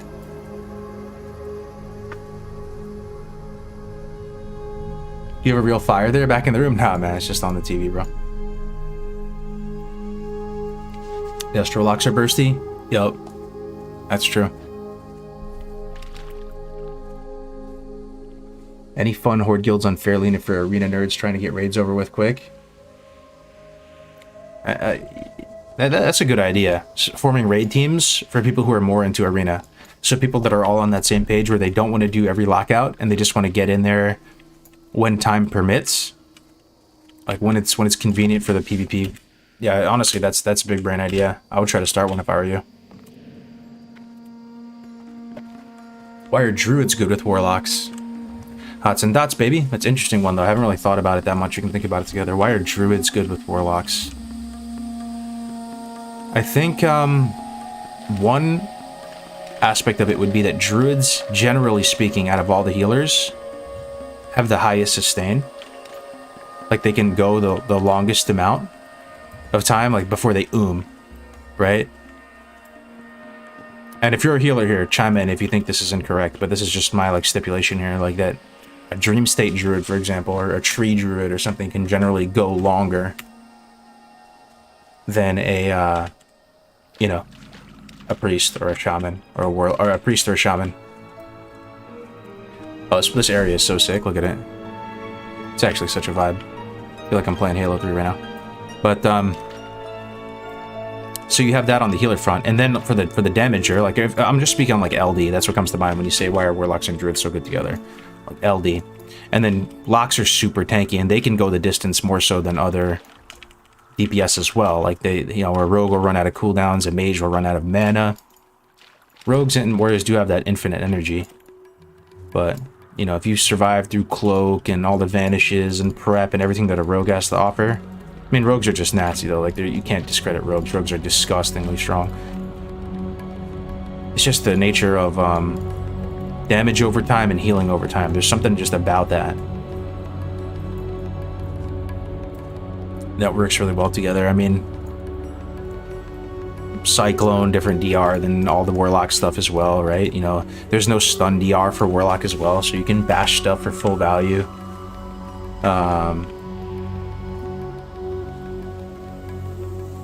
Yeah.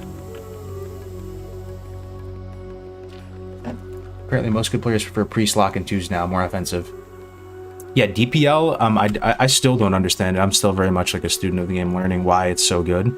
Initially, my initial thoughts to the untrained eye, DPL, does it sound very good?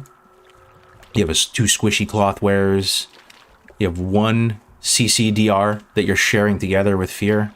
I don't see any real way for the priest to peel the warlock of a rogue or a warrior when it's on him. Initially, to my mind, I'm like, that doesn't sound very good. It sounds like a B tier comp. It's actually one of the strongest comps in the game.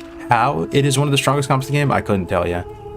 But you know, go watch Spank play it. When he plays Orc Warlock with a Troll Disc Priest, with he gets a Mortal Strike effect, another Curse, or if you play Double Undead, still very strong as well. It's just really strong. There's a lot of like weird finesse plays you can do to it. So like, you know, you're bouncing Prayer of Mending over and over with Hellfire. You are, and like while you don't have a whole lot of control, and like because the whole peel problem, as I was talking to Spank about, I was like, dude, Bricks and I were trying to play the DPL, and a rogue would just sit on me and just blast me in the face with wound poisons, and I'm trading with him, drain lifing him in the face, or a warrior, and it just felt like we were on the wrong end of the math. My takeaway from talking to Spank about it was that your control is pressure. So like if he's sitting on you and blasting you, your healer is more offensive than their healer potentially. So maybe drag the DPS into a position where they're like away from the healer, and then the priest just pumps him. Instead of trying to heal you through unhealable damage and trading inefficiently, just pump him. Dispel, maybe smite him, I don't know, Mind Blast, whatever. And then that rogue or that warrior will actually miraculously retreat to their healer. That's the peel. They're about to die, so they have to go to their healer. And basically, DPL ends up being a very strong comp somehow. Who's your healer partner? I'm not actually running a healer lock for season 1. Season 1, I'm going to be running Rogue Lock with my buddy Bran, and then in 3s we're going to be doing RLP. The priest is still TBD. Like if you're actually a really good priest out there and you want to go hard, you don't have to be the most seasoned and experienced player. The most important factor is you're ready to learn, you have the time, and you're willing to like learn with us. And we'll get the lessons. We'll connect lessons and pay whoever we have to pay to get lessons and get the information. But if you're willing to stick with it and you want to take RLP seriously and try to push and see how far we can get, we're still looking for that priest.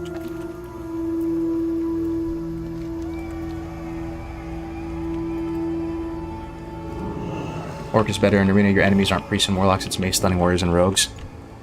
It's crazy, man. It's so crazy how like your thought process will change on things. You remember for like a few weeks I was just saying undead or bust, you know, like Wodoth. is not a PvP racial, it's the PvP racial. All that stuff is still true. And I might sound like an idiot saying this, but now that I have like a good amount of experience playing both Orc and Undead, I weirdly prefer Orc. Looks is a part of it. I don't know to what percentage it's a part of it, but every time I play Undead now and I don't have that Blood Fury snapshot on the opener, I feel like something's missing, man. I feel like something's missing, you know? And then if you're playing RLP or something, like, if you're playing 3s in general, if you're playing Shadowplay, RLP, RLD, whatever it is, most of the time, you're not really, like, targeted that much, you know? Like, and you're able to just do what you want to do. And, you're just pushing damage. I don't know, like, I can't explain it that well. But I've played Orc and Undead now quite a bit, and I find myself missing my Orc when I'm playing the Undead. And y'all would if fear, and it feels pretty good, but just that initial tempo you generate by snapshotting your icon with your Blood Fury, and then, you know, 6 dots or something. And here's another thing too. So in the 1v1 mirror duel, right, Warlock v Warlock, who do you think should win? I don't think this is fully done and dusted too, by the way. Like, there's still probably many lines for counterplay, but you would imagine the Undead would win, right? And maybe they do if it's the right Warlock, but I've been doing like a ton of duels, man. Like, I do like dueling, and there's a lot of downtime when you play Arena. Like, sometimes the queue doesn't pop, or your partner isn't on, so you're just dueling because what the hell else is there to do? So one interaction is, like, when I duel Undead Warlocks, my first row of dots is enough to kill their Fell Hunter. Their first row of triple dots is not enough in the current, like, kind of like S2 gear level to kill my Fell Hunter. So duel starts, I don't bother fearing them. There's no point, especially if they're undead. Duel starts, you pop everything, right? Your first globals are just spamming your triple dots into the Warlock. Then you tap over, spam your triple dots into the pet. You're saving Spell Lock and you're saving Coil for fear. Those are your 2 things to stop that fear. I'm not worrying about banishing the pet or anything like that. Once my row of snapshotted dots run their course on the pet, his pet is super dead, and he has to Fell Dom out another one. And he's losing tempo off that. And my Fell Hunter is alive with about 25% health. That matters, man. I spend three globals, and his pet's gonna die. I'm like, and I know that, you know, and that's something that you get with Orc, you know, not to mention, like, your matchup versus Rogue and Warrior is strengthened substantially, because a good Rogue should win, all things considered, versus a Warlock. They should win. Like, they should beat everybody in a duel pretty much with full cooldowns if they're able to just blind and reset and you just go away and do all this, right? But if you're an Orc and you get lucky and you resist a kidney shot or a cheap shot, you can actually win against a Rogue. Versus an Undead, it's very scripted. You know, it's very scripted. The duels kind of go one of 3 ways every time.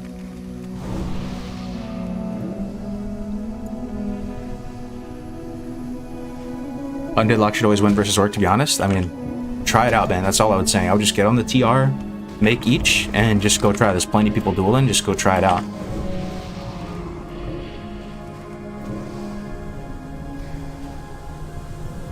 Your approach to the game feels different, man. Hope you don't burn out on this. What do you mean by that? I'm actually curious. Do you mean, it's very different from hardcore. I think you're getting at something, right? But the thing is, it's just a whole nother animal, right? Arena is a thing that wasn't even in Classic, and it's something like I'm very much like interested in now. So I'm just on that Arena wavelength, whatever that means. That wasn't even a thing in Classic, and Arena, like, to me, is like the most timeless value loop of content. It's the thing that, knowing myself after all these years playing video games my whole life, I don't think I'm gonna burn out. I don't know. You know what does burn me out? Being unsuccessful. That burns me out. Like, if you're just playing and, like, you know you're hard stuck at like 1800 or something, you can't progress, like, that'll burn you out for sure. Like, that type of thing. But just playing and talking about the game and learning the game, that doesn't really burn me out. That's the #1 thing that'll burn me out. Having a goal, not reaching that goal, that's the worst. Everybody's different though. Would you recommend JC or engineering for a PvP warrior? For a PvP warrior, I mean, you're going to need blacksmithing, and you're going to go pursue that Stun Herald and Deep Thunder and all that. And then the other profession, So enchanting, all you're going to be getting is 8 stats, which is good. It's good. You're going to get it's good, but it's not that good. Believe it or not, I would go NG, bro. Call me fucking crazy. I would go NG, but I'm a bit wonky, and I don't think that's the opinion of like the amazing players. For me, I'm going NG on pretty much any character because of that belt. That belt is cheap. It's consistent to make. It's easy. It has a ton of armor on it, and even as a warrior, you probably are gonna lose armor on it, to be honest. And it might be like right on that, more on that line if it's worth it or not. The thing about that belt, 8% chance to backfire. It's not that much. It doesn't really backfire much. And if you only use it when you're about to die, you can like hedge against that. You can hedge against the failure because you're gonna die anyway. And you just randomly get 4,000 more health, like in a potential clutch situation. Like, imagine you're playing WD and you're a warrior and you're fighting RD, and you know you trade out cooldowns. Let's say both healers die. You're now left into a 1v1 situation against a rogue, and that rogue is normally going to just kite you around all day and kill you. But maybe he doesn't factor in your NG belt. You pop it and randomly get 4k health and go zug zug on him. That one item on you might win you the game. I don't know. On warrior though, it is kind of tough to justify because they do wear the highest armor class of plate. So maybe you should just ignore what I'm saying. It has about 250 armor on it or something, this belt, and some stam. So I don't know how much, and it has a ridiculous amount of armor on it relative to cloth gear. Like, I want to say double the amount of armor a normal cloth belt would have. But 4,000 health points is a lot of health points. That is a lot of health points. You know, season 1, a warrior might have 10k health at maximum, maybe less, maybe 9k health. In like the early days of season 1, maybe 9k health. So you're adding 4,000 health to that, to any class. I love that belt. It fits like my playstyle. It's just such a cool item to me. Any world buffs available for questing, Blasted Lands items, for example, or in general, Oni ZG DMT? Yeah, you can get those world buffs. I think they fall off at a certain point in TBC, like they don't apply to targets or they get severely reduced in impact past a certain level. But I think out the gate, yeah, you can get all that stuff, bro. Sand buff, Oni, ZG, Rend, all that stuff. There's some world buffs in TBC as well. Like you can get the Ancients from the Keepers here. You can talk to both of them. I think it's attack power for one, and I forgot the other one. You can kill a Spore Bat out here for like 5-minute buff to stats. Beat you last night on Endless? Yo, nice, man. What was your name on there? You can't use classic world buff 64+. There it is, yep. What belt are you talking about? It's called Knight Invulnerability Belt. So Knight something Invulnerability Belt. And we're really excited to use it. We've been practicing with it. My rogue partner also has it as well. And, you know, that's something that really happens a lot, man. Rogue v rogue at the end of a game. It happens all the time. I want to say like 1 in 8 games or something are that. The rogue versus the enemy rogue. That other rogue doesn't have Dispel. And imagine the other rogue has 4,000 more health. Right? Like you kind of know when the rogue is going to damage you and when he's going to run away and stuff. Kind of scripted the rogue v rogue. And then when you know he's about to damage you, hit you with a kidney or something and go hard on you, you have no trinket, up that belt. 4,000 absorbed, man. Like, can't be understated. So good. For a warrior against a caster, that armor won't matter. No, it's true. That's what I'm saying. Even for a warrior in plate, knowing myself, I would want it because it's one item, it's cheap, and it adds a new mechanic to your character.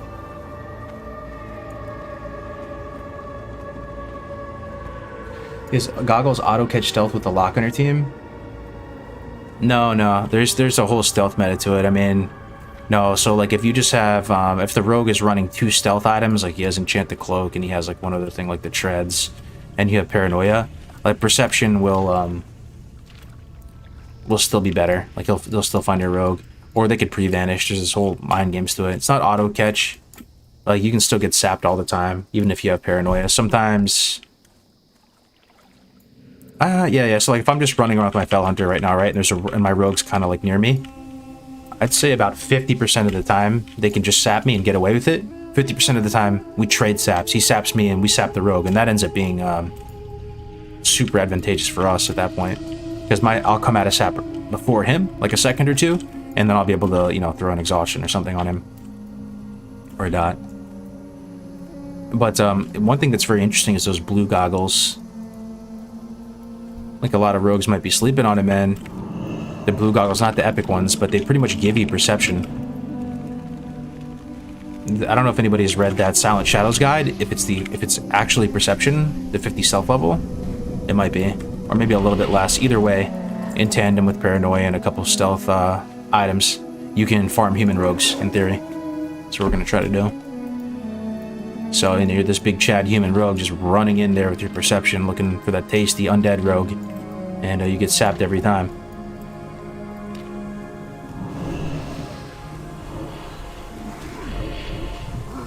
Your TBC knowledge is becoming deeper. I appreciate it, man. I appreciate it. I'm learning. I'm still learning. Unless it backfires. Yeah, that's why you just gotta use it when you're about to die. Like you know when you're a rogue when you're about to die, right? You know when you have no trinket, he's about to open on you, kitty shot. You know, you know when it's coming. You just pop that belt. You not played TBC before? I played it back in the day as a kid, you know, but didn't do anything too noteworthy. Opinions on the Shadow Weave set in TBC for Arena. Like I was saying earlier, if the Arena season opens like almost immediately, like let's say a week passes or 2 weeks pass, I could see a world where Shadow Weave is actually usable in Arena. I think the 3-set bonus does heal you for 2% of all shadow damage dealt. So somebody do some quick napkin math, you know. 2% of 100, 2% of 1,000, 20, 2% of 10,000, 200. You know, if you do, what's like a realistic amount of damage you do in a game? Let's say 20k. Nah, 20k is a bit high. So you do 15k damage in a game. Maybe you heal 300. That doesn't sound like right. It's okay, better than nothing. But it could be a world where you use Shadow Weave. You just have to compare it with what other options you have. And it just depends on your comp too. Like if you're running locked druid or something, like you're definitely gonna just try to be as beefy as possible. If you're running double DPS like me with rogue lock, I think you just have to feel out the games, right? And try to feel out when your damage feels unhealable. Like if you're just overkilling damage and it's already unhealable given season 1, maybe you just beef up, right? Or if your damage is almost unhealable, I mean, you just try it out. You just have lots of gear on and swap it around and see how it feels. Honor takes weeks to farm, right? It does. I'm on 1x with no like bonus modifiers or anything like that. I think it's going to take 2 weeks of no lifing to farm up the full blue set and off pieces. Maybe more than 2 weeks. It could maybe take 3 weeks to do that.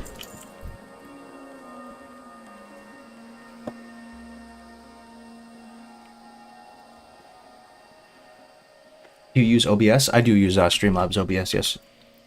Does what if make you immune to coil? No, it doesn't. So that's often the counterplay. So oftentimes, like, you know, rogue will open, like, let's say this is a rogue, he opens on my partner. I'll fear him out, fear him off. He what-ifs, and then I wait a second, right? Like, he what-ifs, then I wait maybe like 1 second, and then I'll coil him, and then I time the coil for like when the what-if's ending, and then I'll fear off. So, yes, you can coil a rogue while they're what-ifed.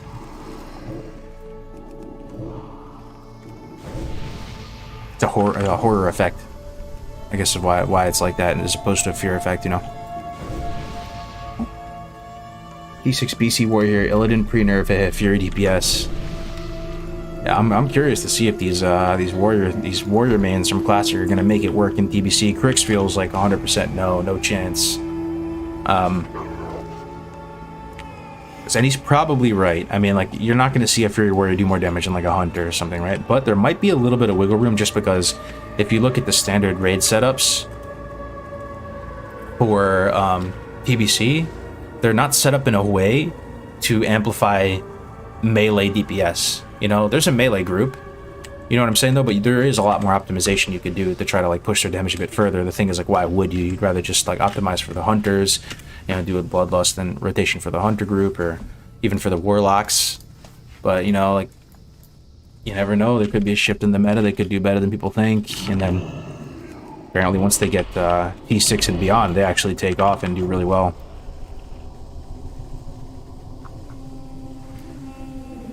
Can't wait to cloak a coil.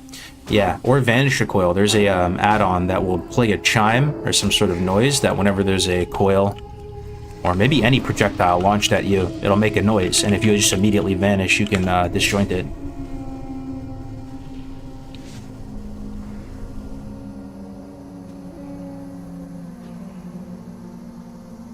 Can you talk about your decision to go Blood Sale PvE? Yeah, I can. It's been a good, like, it's not even Scarum's fault or any PvP server's fault. Like, you'll see me, like, when I'm playing on the beta PvP server, like, I can, it just brings out kind of the worst in me when I play on a PvP server. I get kind of stressed out being on a PvP server. You get worried people are going to snipe you. People can fuck with you. You fuck with them. And that can be good fun sometimes, but I don't know. I look at my Classic experience and I kind of wish I went PvE on Classic. So, Bloodsail's been a good server to us. It's been the home to the hardcore community. I want to play with a lot of the folks in the hardcore community come TBC. There's also a lot of content creators that have, like, done hardcore and, like, have characters at 60 on Bloodsail, so, like, we'd be able to play with them pretty easily if they wanted to chill. I also like just doing our own thing, you know? You know, it'd be easy to just join the cool kid server and go do that. But, it's kind of nice to do your own thing. You have kind of your own people, your own thing. You're doing, you know, you go in your own way. And there's a good amount of us, people who play together, friends, that I feel really excited about TBC, because I'll be able to play with Rays and Tactics and a lot of people from hardcore in TBC. And the thing is, you know, like, the main disadvantage to me is somebody, because I'm gonna be honest with you guys, I'm excited for the totality of TBC. I'm very excited for it. I'm gonna play a ton of Burning Crusade. Probably never been more excited. I might be more excited for TBC than I was for Classic, only because of, like, the people and just kind of the setup we have going into it. Classic is still a best game forever in my mind. But, like, I'm interested in PvP and Arena and all that probably 5 times more than PvE. And that's not a knock at PvE content in TBC. There's a lot of it and it's fun, but I'm just really, like, invested and I really enjoy the Arena so much that, so, like, that's a concern for me. The fact that, you know, I won't be on the server with a lot of the tournaments and a lot of the people I've met on these B servers and stuff. I probably won't get to play with them. They're gonna be playing on Herod and Fairlene and stuff. So that kind of sucks. But I kind of have my 2's play group sorted out, and you can still queue against all of them in the Arena, you know? And the way I look at it is I can always just level an alt on one of those servers or something too if I wanted to do a tournament over there or something. I want to have a lot of Warlocks. But yeah. World PvP for me doesn't hit like it used to. And I say that weird, like, feeling a little weird about it, because I've been having fun World PvPing on this beta, but I just got to remind myself the reason why World PvP is fun on this beta is there is no Arena. There is none of the endgame stuff to do as well.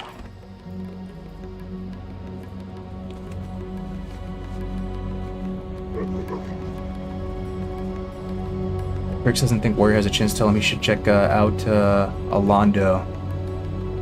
He's a rank 1 Warrior. Oh, but is he in, like, full, like, tier 6 and beyond gear, though? Like, I'm saying, is there a world where we hit Kara, Mags, and Gruels, and Fury and Arms Warriors are top 5? No. Right? Like, it's just not gonna happen, right? No matter how you theory craft it or set it up, like, it's just not even gonna be close, you know? At least in the first phase or 2. And tier 5 as well. Isn't tier 5 extremely melee unfriendly as well? Like, I don't even haven't cleared all of the tier 5 yet, so I'll have to report back. So far, SSC, let me think. Is there anything too bad on SSC? The Whirlwind guy is kind of bad, but it kind of affects everybody. I guess range can still do some damage. No, that one is really melee unfriendly for sure. You know, the guy who spins? Yeah, that one sucks for melee. The Bangor, or what is that, Lord Farquaad, whatever, the Naga guy with the little council. Seems fine for melee. There's the, that little, like, tornado thing, but... Lurker seems fine for melee. What about what about TK? Is there a lot of unfriendly fights in TK for melee?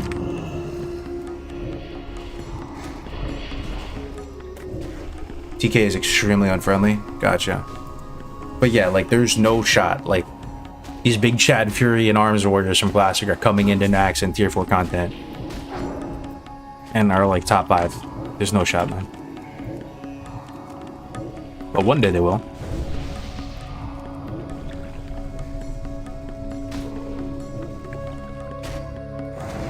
Private servers are already wrong. Demonology damage values are like 25% less than P servers. Interesting. It's kind of a bummer if that's the case. That would be consistent with other findings though from P servers versus the real thing, right? Like Voidwalker was actually pretty serviceable on P servers.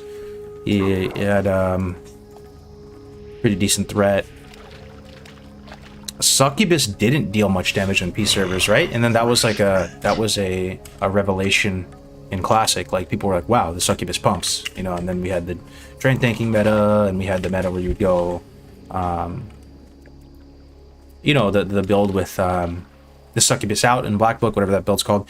You know, in theory too, I think in TBC that's the one that will sim the highest in theory for a Warlock. The one where you have Succubus out, you're able to maintain Ruin in the destruction tree, and then you're able to go down to what is it, Soul Link. So you get 5% damage from this. Master Demonologist bonus from Succubus is 10, so that's 15%. You pretty much make up for that Shadow Mastery.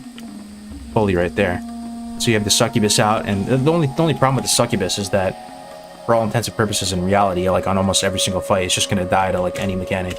But if you're just sitting there on a target dummy and you're able to do exactly what you want, that should deal the most damage using your Succubus for right click. And I don't know if you would actually have Lash of Pain on autocast, because you would get ISB, right?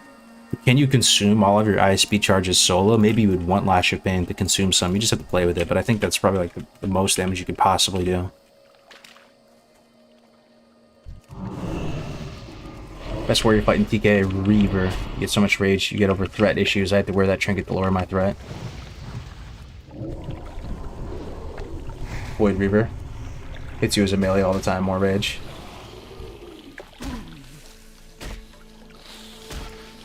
Yeah, so what are you saying though? You melee struggle in TK overall, or seems like it? Most people are saying that. Bach Hunter Mage Free will be the top in that order. For the T4 contents, yo, I don't know, man. I don't know. If I had to guess, man, this is my 2 cents on it. In order, it's going to be. It depends on the fight. So Atumen with a big pumper group. Big pumper group. Big pumper group. Hold on, let me look at something real quick. Let me look at the top time on it now on this server right now. Let's see, this is kind of fun to think about. PvE, okay. So on overtuned P servers, like the rank 1 right now is 1:15. Let's say if it's easier, you can get it to a minute. Let's just say that the fight on Atumen is a minute. Minute? 1 minute? It might be. Ooh, man, it's tough. I think Locke's gonna be in 3rd though, on a really short fight.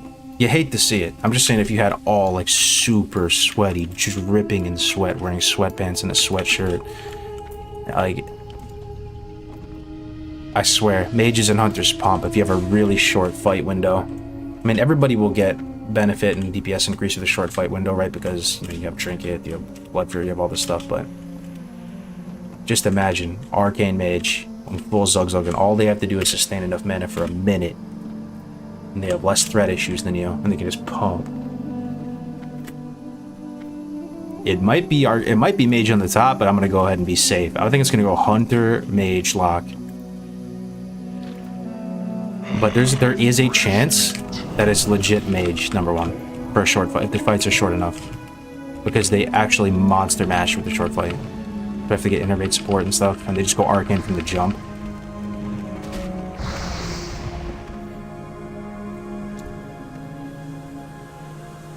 "40-second boss fight?" Yeah, if it's a 40-second boss fight, I'm telling you.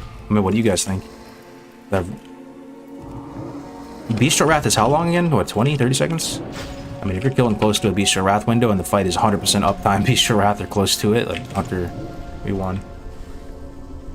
I'm telling you, like, my general thought on it is that I start on a fight and I'm not top DPS. And it's also, like, very spiky, the damage, like, for Warlocks. You have to be really careful in the early fight. Sometimes that, even though it's not the greatest, you can just throw out a corruption and an immolate or something just to make your threat go a little bit slower.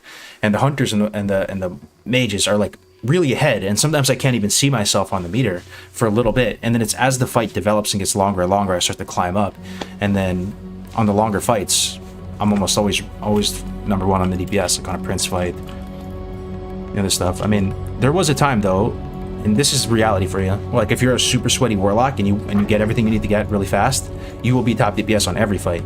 That's how it was for me for a few Karazhans. You know, I had more gear than other people, I had more consumes, I was going super try hard. I mean, it's not hard to do this stuff, it's mainly just gear and consumes.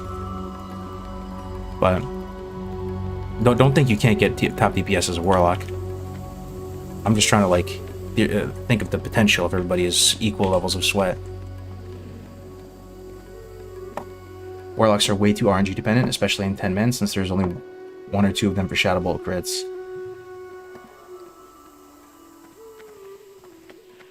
Can you use that belt in CC? No. The NG belt? Nope. Can't use it in CC. It can also be dispelled and it can be spell stolen, but even with that in mind, it's okay, because you have a lot of trash buffs. Like, I'll still use it versus a mage or a priest. In a duel. I'm using it in any duel. It's your secret sauce in a duel. If you think about it, you have how many trash buffs as a Warlock? You got Invis, Detect Invis, Underwater Breathing, Fire Shield. That's it. Still, you get 3 trash buffs on you. So they have to chew through that, and you waste globals on that before they get your shield. Shield only lasts 8 seconds. They pump 3 globals into dispelling you. You know, they may not get it on the first one. You're still getting some value from it. You still absorb some damage. The belt's still good, even against this spell, I swear. Like, every global is actually so valuable because your dots are ticking that whole time. Kind of throws them off their game plan. I love the belt. I'm honestly sacrificing my gear to go 6-piece tier 3 and 2 spell strike and filling the rest. 6-piece tier 3, is that the corruption? The corruption thing? Oh, the threat thing. You're not gonna need it though, bro. You need 1 shatter. This is what you do as a Warlock. Like, you're not threat capped to the point where you need more than just 1 shatter. Like, you'll see yourself climbing up, you'll get to about 120%. The tank will be like, yo, you're coming up close, bro. So then you know, get to about 120%, maybe 125%, you push it, and then you shatter, and then you're good for the rest of the fight. That's how most fights are. You know, what that would get you is more damage on the pull. If you ran that bonus, but I don't know. You're saying you're running 6-piece or what? 6-piece? That's a. So, but then if you get 6-piece, you can't get your Shadow Weave, you can't get your Spell Strike, you can't get that stuff then. Oh, until you fully biss out of the phase? I think you can get Shadow Weave and Spell Strike almost immediately, man. If there's pre-patch and people are able to get that Transmute Might recipe during the pre-patch the whole time, there's probably going to be Primal Mights for days. People, all the tailoring, all it's just going to be Shadow Weave Spellcloth for days. You probably craft that day 2.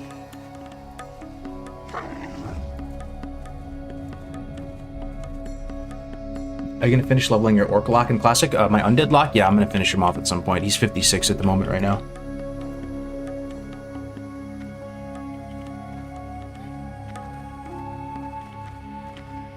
What is this? When I think of Tactisk, I think of Elon Musk, Albert Einstein, George Washington.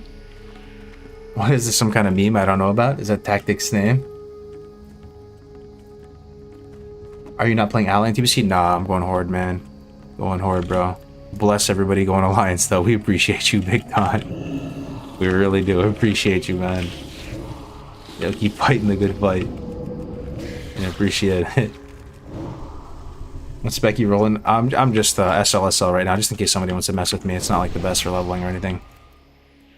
I just kind of would feel weird being out in the open world on a PvP server, not SLSL.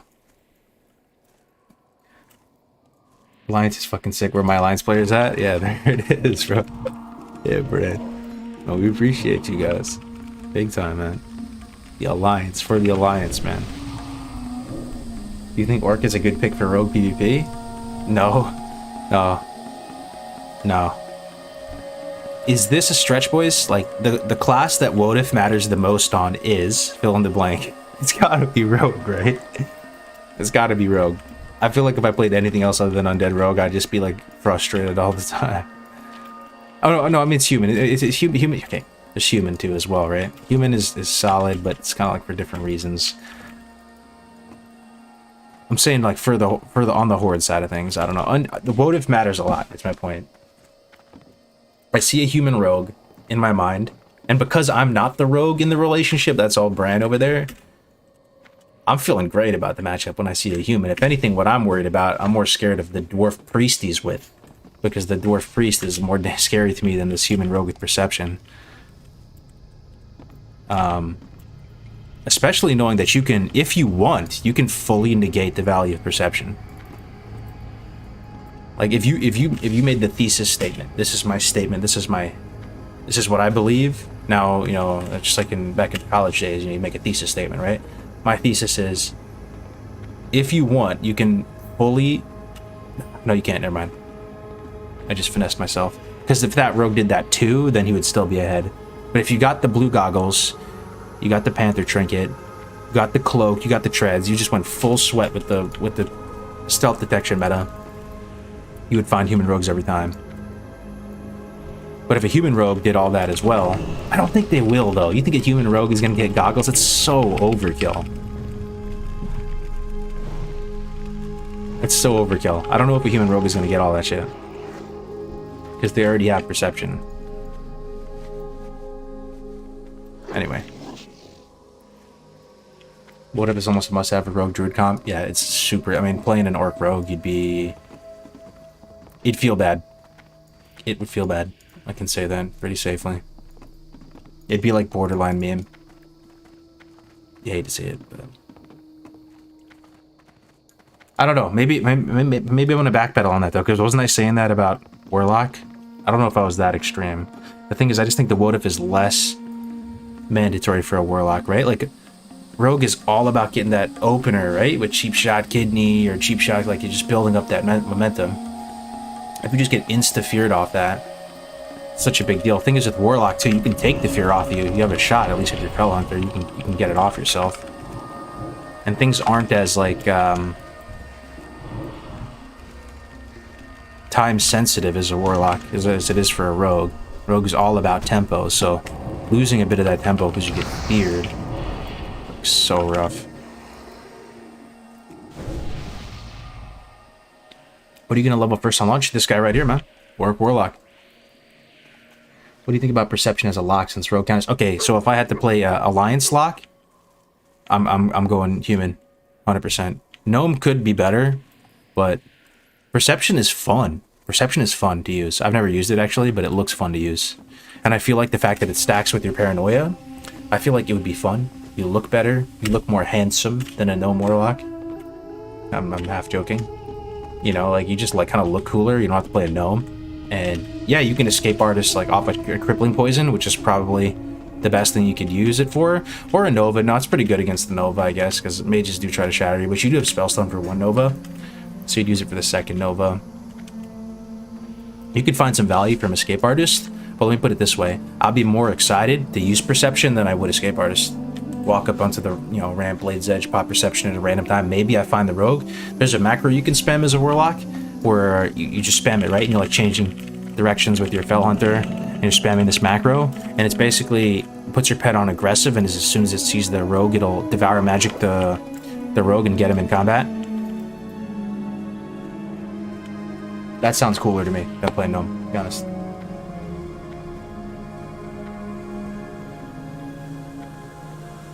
Escape artist is nice for hamstring.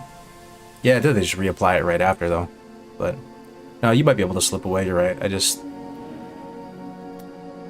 I don't care. I'm not that passionate about it though, right? At the same time, like you're an alliance warlock at the end of the day. The racials are going to matter, but only matter a little bit. I feel like Blood Fury and Wodif are just way juicier. Even for PvE, apes in classic crushing despite all being gnomes and dwarves with not that many warriors in the group, just to illustrate skill over racials such a large measure. But the thing is, man, classic is no holds barred, everything goes. Any gadget, any gizmo, any buff, any consumable, it all goes. Arena is a streamlined, templated, surgical, sterile environment where every single ability, action, trinket, everything is like kind of scripted because you know the totality of everything that can be used in the arena. Like there's no potions, there's no rocket helm, there's no grenades. So those little differences like mean more in that environment than they do in classic. But to play devil's advocate against that, I was talking to Spank the other day when I did my last lesson, and this is what he said, and his opinion has more weight than mine, to be honest. He was saying that racials only start to matter when you're playing at the very, very, very, very top level. That was his opinion on it, and that the people that play at that top level in his mind, he can count on like one hand. It's kind of a dramatic statement. I don't know if I 100% agree with that. I respect Spank immensely, you know? That's what he was telling me the other day. That, you know, he can play whatever and be fine.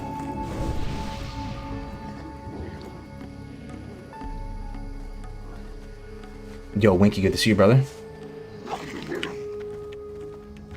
You and other content creators should do a winner takes all bet on what comp will be the #1 rated comp in 2s and 3s. Okay, what's your guess? In 2s, I'm gonna go ahead and guess double undead DPR. Double undead DPR. And if it's not that, nah, it's gonna be that. I'm not even gonna say another one. Double undead DPR. And yes, I know it's a double DPS meta for season 1. I know. Trust, I know. But I still think that comp is so good. And like the ultra sweaties are not gonna play double DPS. That's what I'm sort of ascertaining over these weeks and stuff.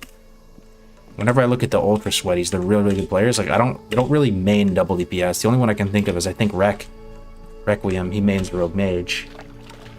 But as much as I love Rogue Warlock, I do think Rogue-mage is better than Rogue Warlock, all things considered, for various reasons. For one, they can actually recover and win games from eating. You can't eat in the arena unless you have a mage, right? You get those croissants.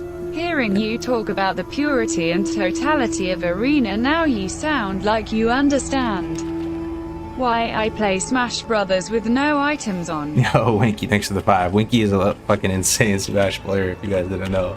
This man is like the boy wonder. Thanks, bro.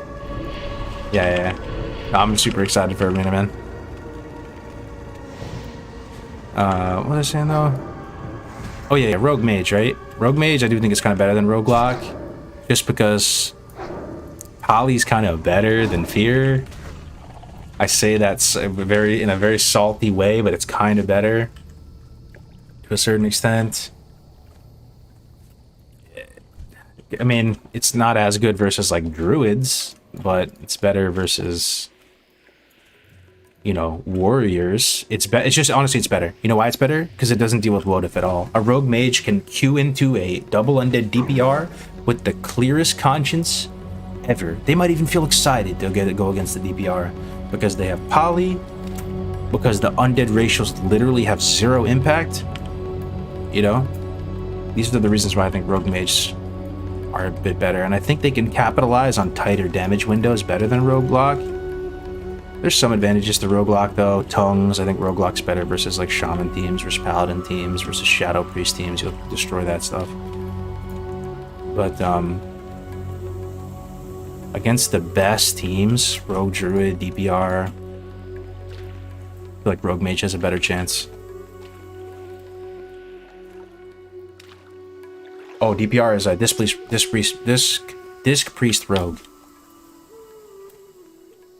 What's Kargo's guild name? Can I get invite? It's called Hype. You can join the Discord, yeah, man. Here, I'll put it in the chat. Here you go, bro. You guys are looking for a guild, man? I'm still recruiting, boys. RM is one of the strongest for TPR. Yeah. How do you feel about our druid lock? If you ask, you know, and they don't like to answer these questions because the game has a lot of nuance and they just don't like getting asked cringy top 5 questions a lot of the time with these big brains. But if you were to ask people, you know, Spank or something, or Gucci, I think I did ask Gucci one time what he thinks the top 5 strongest twos teams are. You know, he kind of reluctantly answered, and he put LD in the top 5. Yeah, so Lock Druid is up there in the top 5, I would say. Top 5 twos teams, if I had to do like a tier list right now: number 1, DPR; number 2, Rogue Druid. I don't know if some of these guys are still in here, like Genghis or Slim Shady. If I had to guess theirs, they're gonna say Rogue Druid. But I would put DPR, then Rogue Druid. And then after that, probably DPL and LD. DPL, then LD. Then basically all healer teams, though. Think about it. Think about it. Those are 4, right? Am I missing one? Will be the 5th. So DPR, RD, DPL, LD, DPM. Probably DPM.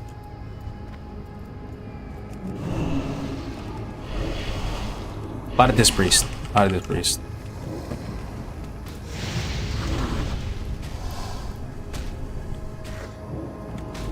Fair number 1. Well, I thought druids would have been number 1. The way people were talking about it a while back.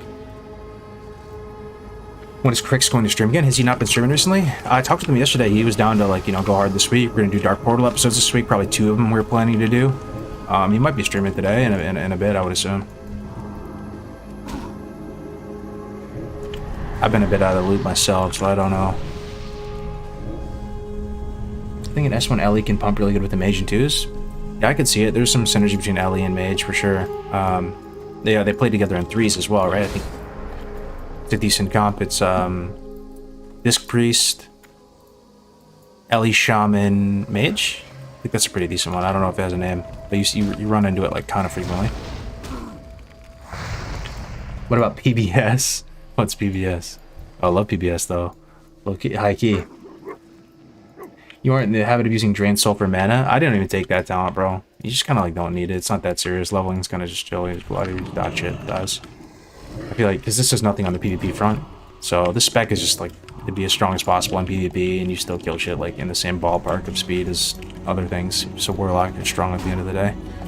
But yeah, like if you're a tactic slaw going for some world record speed time, you might get that. One thing that kind of sucks, man, is that there's no auto delete soul shard macro yet in TBC. So you'd have to, like, you know, just go in your bags and delete the soul shards every now and again. Kind of annoying. You play Arena on Sunstrider? I didn't know. Oh, you know what I did? I did. Yeah, I did. Season 1. Season 1. But here's the thing. I was playing with Navik. I was so much more noob back then, bro. So noob. He was knew next to nothing about it, and we immediately tried to play Restokin Rogue, and I was probably playing the lowest skill level Restokin on the history of the planet Earth. I remember talking to Gucci about it, and he was saying people go Restokin way too early. Like he doesn't think you should go Restokin until you're like really good on Druid. You know, I immediately went Restokin with like mediocre kind of bad gear with Navik, and we just kept queuing into that guy Pays, that Disc Priest like legend. Losing over and over again. We won some games, but after we got killed by Pays for like the 50th time in a row, we were just like, fuck this.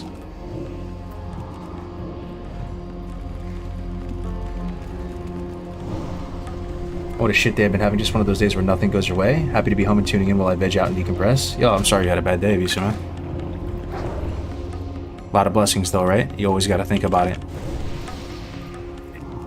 you're able to play WoW, you know, if you have a wife, if you have a fiance, you have a girlfriend, you have a boyfriend, your parents are still kicking, you know, if you can just go to Panera Bread or the, you know, the chicken shop, go to Popeyes, go wherever, get a nice meal, get a nice tasty beverage, chill in a climate controlled area, got high speed internet, man.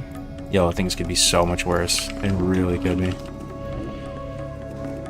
They really could be, man.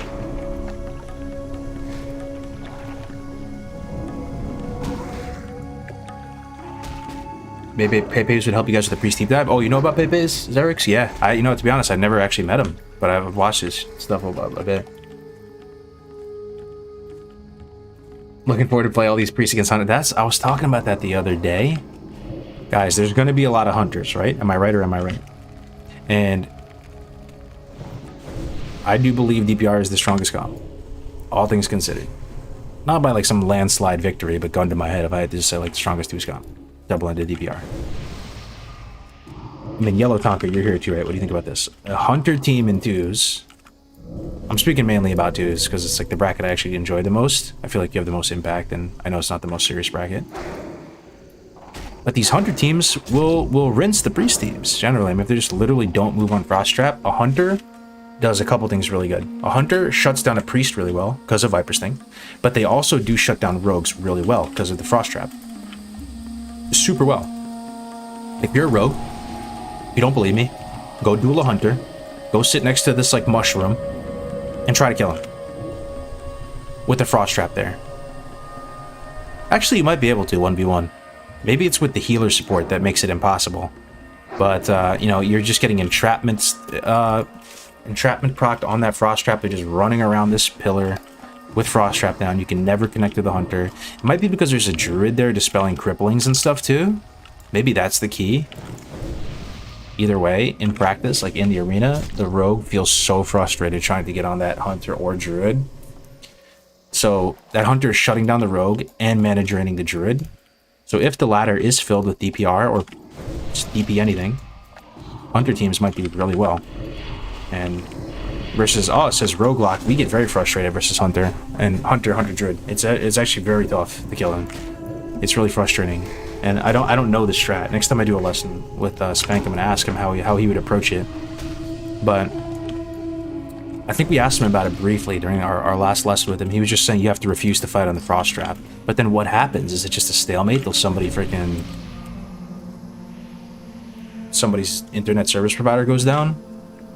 You just refuse to fight on Frost Trap, sure. But I could see a world where the hunter is sitting behind this pillar, right, on Blade's Edge. Oh, you refuse to fight on the Frost Trap, huh? He pops out Viper's Sting and just gets a little chip damage and goes back to his trap. Pops out Viper's Sting, little chip damage, goes back in. And I think you're on the losing end of that as well, unless you literally stack on top of each other on the other side of the map and refuse to fight on the Frost Trap.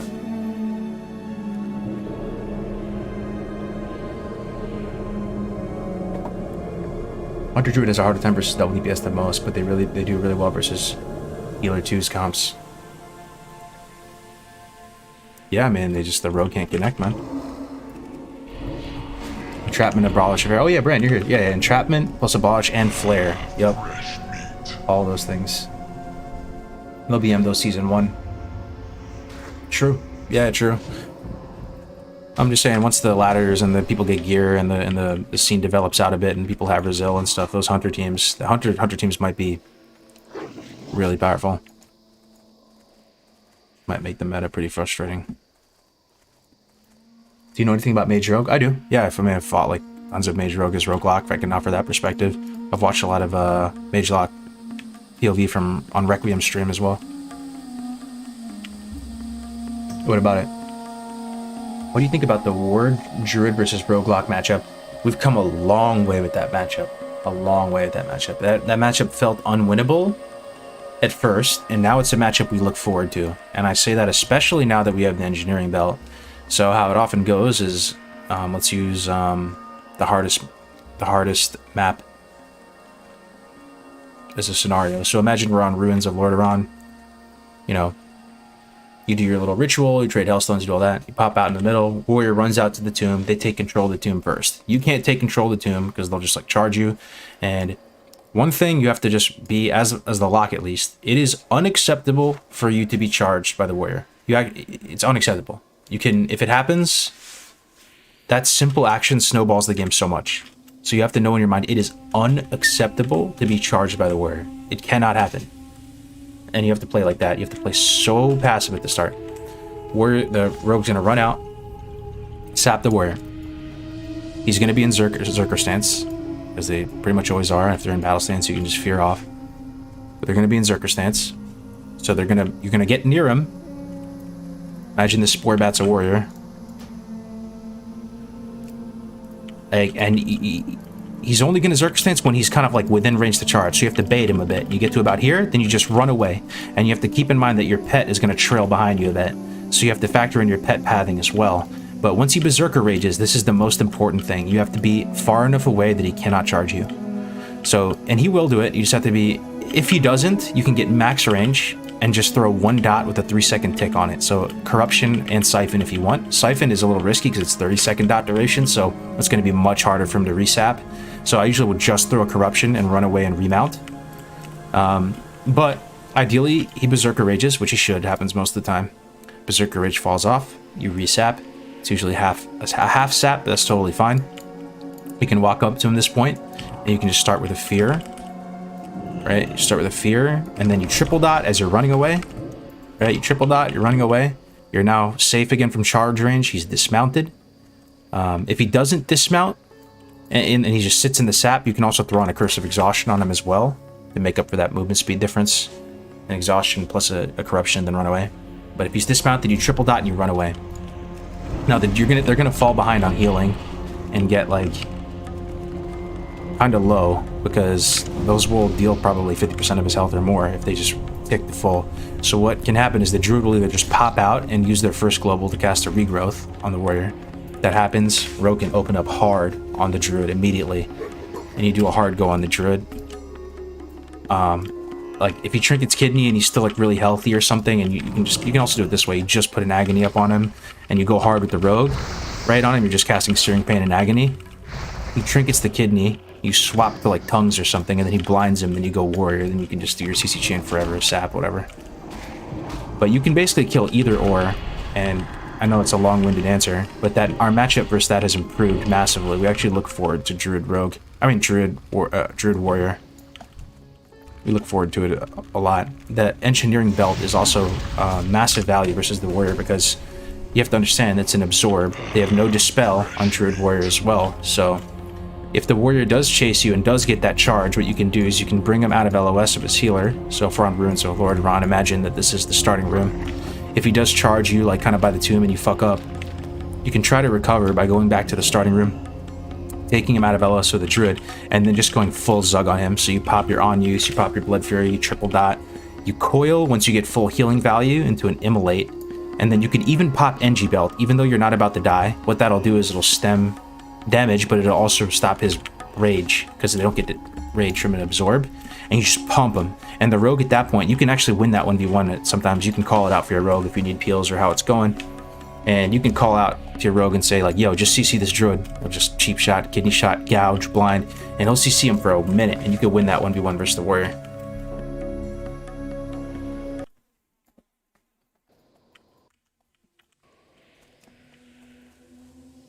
Anyway.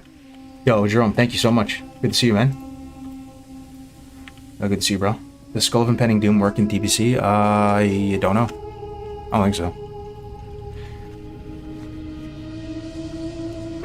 You and Gray's gonna group up? I'm down. I did some dungeons with him the other day. He was tanking. He was doing a good job tanking Mana Dooms, man. He's coming a long way on Pally. He's learning it. He's becoming pretty proficient on Rot Pally. You love to see it. Engineering Belt good for healers, too. It's a personal thing. I like having little gadgets and gizmos. Like, it really, like, titillates me. I don't know why. Like, it's just so freaking cool to me that you have this little Inspector gadget, like, little thing. That's why I love NG and Classic so much. So, I would just be looking for any excuse to run that NG belt. I love that thing. Yeah, like, if you're a priest or something, I would wear it in pretty much every class, Season 1. That's just me, though. Thing is, enchanting is better for spellcasters, I think, than for like melees, just because you do get 24 spell power. from your ring enchants. That is a lot of spell power. That is like the equivalent of your offhand spell power, like the Gladiator offhand, or maybe a piece of gear has 24 spell power on it. It's a very substantial amount. So, ideally though, you would go get rings, maybe just get some decent rings, and then once you get decent rings, those would shift to the lowest priority gear upgrade pieces. Enchant them, drop enchanting, then pick up NG. You get the belt, and then you're able to preserve tailoring for the PvE side of things. If you really don't care about PvE though, you don't need tailoring.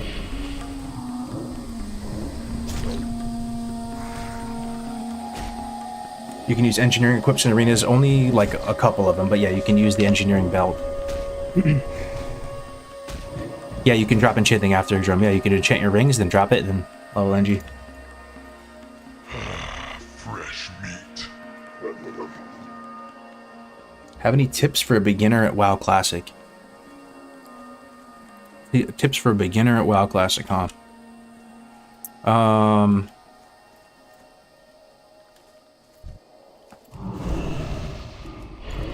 Tips for a beginner at WoW Classic. I'm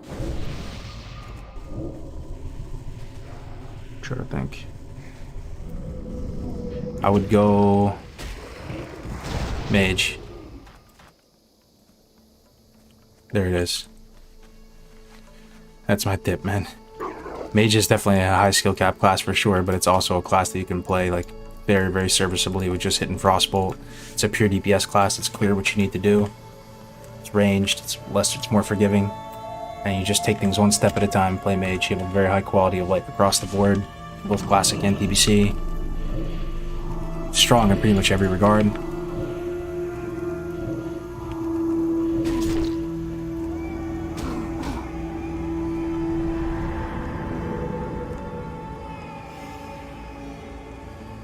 I did dig beginner tips out of his library of Alexandria.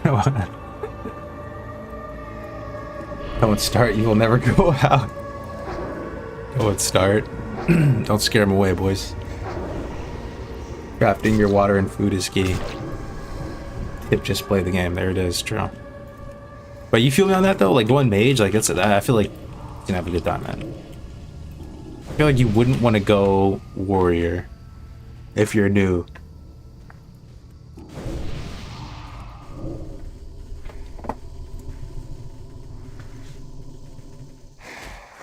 Don't jewel crafters have extra powerful gems? Yeah, they do, but they're not as good as I thought, man. Maybe you guys can sell me on the JC gems. They don't come out for a long time, first of all. I think how they did it back in the day. I don't know how they're gonna do it this time. Because they're supposed to come out like between ZA patch and Black Temple patch. Or something like that. Basically, you know, TLDR, they come out later. And the epic gems, or the gems you get as being a JC, are only slightly better than the epic gems that anybody can purchase. The value you get from JC, though, is if you want to use one of every color of the JC type gems. So you can get like a superior, like, stamina gem or something, you get a superior. So it ultimately adds up to a little more value. But then you're just using like kind of wonky gems when you might have wanted to go Brazil or wanted to go some other stat. I researched it recently, was very underwhelmed by what you get from it. The other thing you get though, which is applicable, that why my partner is actually going to go JC in the early days, season 1, is the trinket. The trinket is in the game. It's at Cenarian Refuge right now, the plan. So you can get this Panther on-use trinket. It's kind of like, is it even that much worse than Bloodlust Brooch? Let me see. Like Night's Eye Panther or something.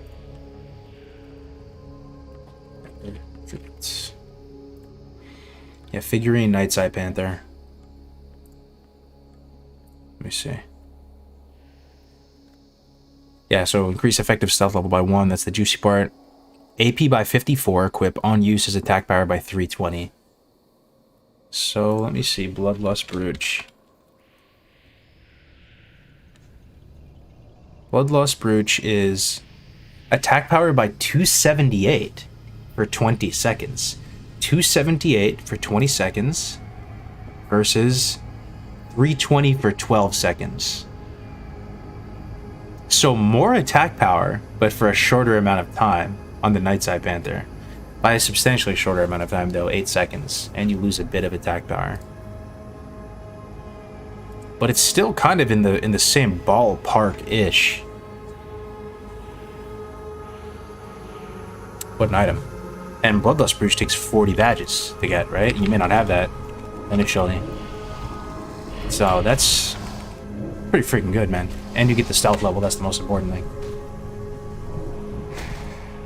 But it's good in PvP because it's bursty. Yeah. For sure.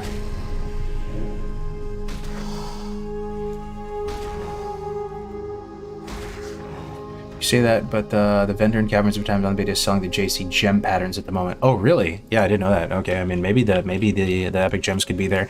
Even if they were there to start, though. No, that would be impactful because, like I just said, we're going to go NG on the Rogue to get that figurine. So it's the same thing like enchanting. If you are able to make those gems, you can continue to use them even after you drop JC. Right? Now, this is opposed to something like tailoring. I made this, like, horrendous mistake on my Warlock. Never make this mistake. I dropped tailoring, thinking that I could continue to use the Shadow Weave set. I could continue to use the Spell Strike set after I dropped tailoring. Not the case. You can still use the Spell Strike set, but, like, the juiciest part of it is that set bonus that no longer is applicable to your character. You cannot even equip the Shadow Weave that you worked so hard to craft yourself. Unequipable. Bad time. So you either go from the start, you like don't go tailoring at all, and just say like, fuck it, I'm not going tailoring, it doesn't matter that much. I'll be fine. Or you have to go tailoring through tier 6.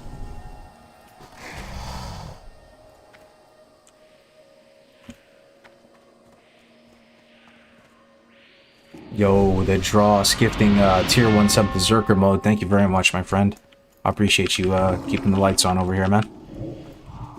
Thanks so much, man. Love your content, dude. Appreciate it, new marathon. It's much, much appreciated, guys. I haven't been streaming that consistently recently. It's not that I'm not playing the game, like I said. I've just been like in this phase. We all go through phases, right? Been in this like arena phase of just, it's all I think about. I have this goal for myself that I do really want to try to get Gladiator on this Windrunner, whatever. I am trying to do that just for myself, you know, and just it's gonna help for TBC Season 1 as well. Once TBC comes out, though, I'll be going way harder, streaming every day. I do Dingo Rat, yeah. That's one of them. I have like 8 locks or something. Not 8, maybe like 6. Yeah. Well, why'd you play me or something?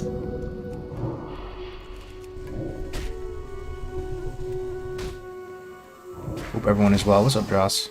Thank you, man.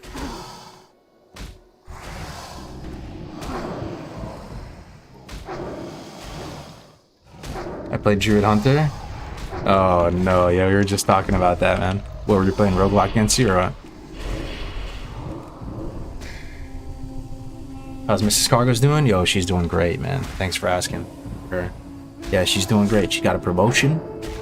So she's hype about that. You know, she's been working for a couple years at her job. No promo. She was getting kind of frustrated. She got a promo. We just got Tesla the other day. We got a Model Y, dude. We're loving that, dude. Like, I could sit here for the next hour just talking about how that shit is just blowing my mind away. We've been driving beater cars for a while just because we don't really like buying new cars. Like, you know, we just buy used cars and pay it off in full, no loans, nothing like that. So just been so used to that experience, just driving like a beater car. Dude, the cars these days are just so crazy. You can watch Twitch on it, YouTube, web browser, the GPS, the music, phone, keys, wallet, all consolidated in one thing. Like I'm literally living in the future. It's insane. You can summon your car like you're straight out of Witcher 3. Like, it's insane, dude. Just plug it in like a phone and never have to go to a gas station again. No smog check, no like anything emissions related. No oil change. She got into her grad school. She was gonna go to Johns Hopkins, but she decided against it. Shit is way too expensive, man. She's going to BU instead. Oh, yeah, things are good. Baby on the way. Chilling, man. The chickens? Yo, the chickens are great, Jerome. Thanks for asking about them. Yeah, I just built them over the weekend because my dad came over, my parents came over yesterday. We built them like a roost out in the run. Like I had some landscaping work done recently, so like this big branch was cut down. So like we took the branch and turned it into like this really cool looking roost. Like it has a lot of character to it. And we just mounted it between like these two posts, and now they're just hopping around on this thing, man. The chickens are good. They're pumping the eggs. Told you I had to put down the rooster though, man. I had to put down Bubba the rooster. You'd see it.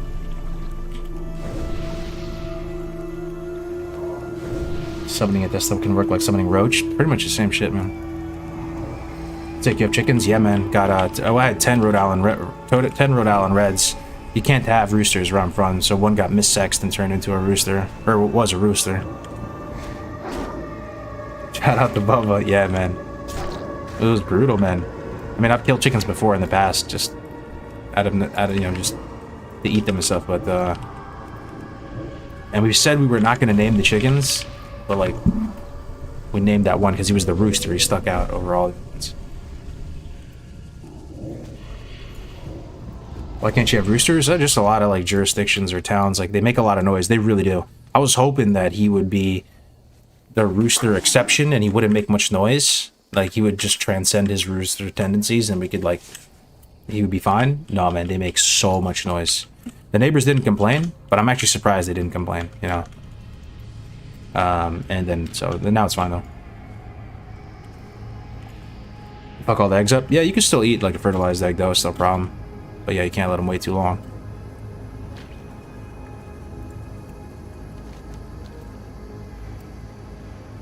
Can you reach Gladys TBC as Hunter? Yes.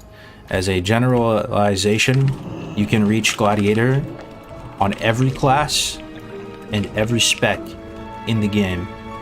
And I say that with the caveat of 5s gives you titles. I say that with the caveat of that advice doesn't apply to like 98% of people. Like you kind of have to be like a beast at the game and just understand the game really well. But not even that though. Hunter is not even a stretch. Hunter, yes, yeah, like yeah, 100%, bro. You can get Glad in 2s, you can get Glad in 3s, you can get Glad in 5s as Hunter. Now I will say, telling people to play Hunter in 2s and 3s and stuff though, it almost feels bad. Like it almost feels like you're damaging the meta. Like they're gonna go Hunter Druid and play Drain comps. And those comps are so frustrating, man. And because there's something conceptually that's so frustrating about it. Like they expect you, the opponent, to come to them and to fight them on 10 pixels. They expect the other team to come to them or they will not budge. They will just sit there. They expect you, the onus is on you, to go fight on their terms in their fortified area by their pillar. There's something that just like so scummy about it in my mind. I'm sure there's a counterplay. There's gotta be a counterplay. But it just feels so rough being forced to fight on their pixels or they will not move. So it's like, do you want to tell people to go play Drain comps? Is it a fun, exciting, and interactive gameplay experience to play a Drain comp? Need to find out if JC exclusive gems are available at the start or when they will be implemented. True. People are saying they're selling them at the vendors right now, so I mean, if anybody else in the beta can confirm that, I mean that's the good sign that they're going to be in at start. You need to open me while you dot the Hunter, then have him kidney me. Fear out, GG. So fear out of your kidney, fear out of the kidney. Okay, let's see here. So let's say we're on Blade's Edge. You play bottom, which, yeah, you play bottom on Blade's Edge, right? So we run at you guys. Let's say we're just gonna force the issue. Void Sack's on. We're going for it. Zug Zug. We jump on top of you. We jump on top of the Hunter. Pops the Frost Trap. Hunter just starts kiting around the frost trap. So I'm trying to dot the hunter. Maybe I triple dot him. I'm getting kited around. I'm getting plinked around. You come out of stealth because you're the druid, right? You're saying rogue opens up on you, cheap shot, kidney shot. You trinket the kidney. Then I coil you into fear.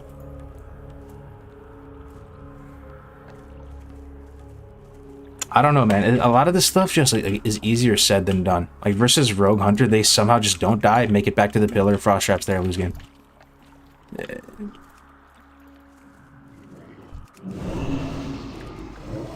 Yeah.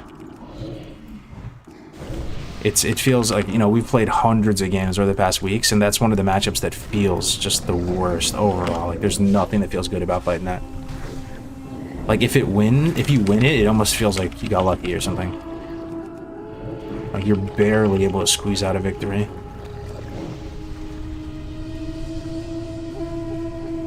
If I trinket kidney coil, yeah, then blind on me. It's hard, but can be done. Good roadblock feels like they counted the shit out of us. Really? Yo, that's actually really good feedback, man. That's really good feedback. So you actually feel roadblock counted the shit out of you guys. That's really good feedback. Maybe there is hope. Can do nothing. Okay. Oh, yeah, man. I'm gonna tell Brain about that today. What's your PvP CR peak right now? It's 2038 on Windrunner. Let me see. I'll check it out.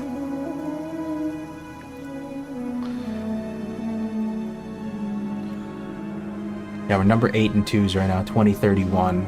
3s. We were on the number 2 team, but I dropped it. We started a new one because it was going to take too long for me to get the participation up. In 3s, we are...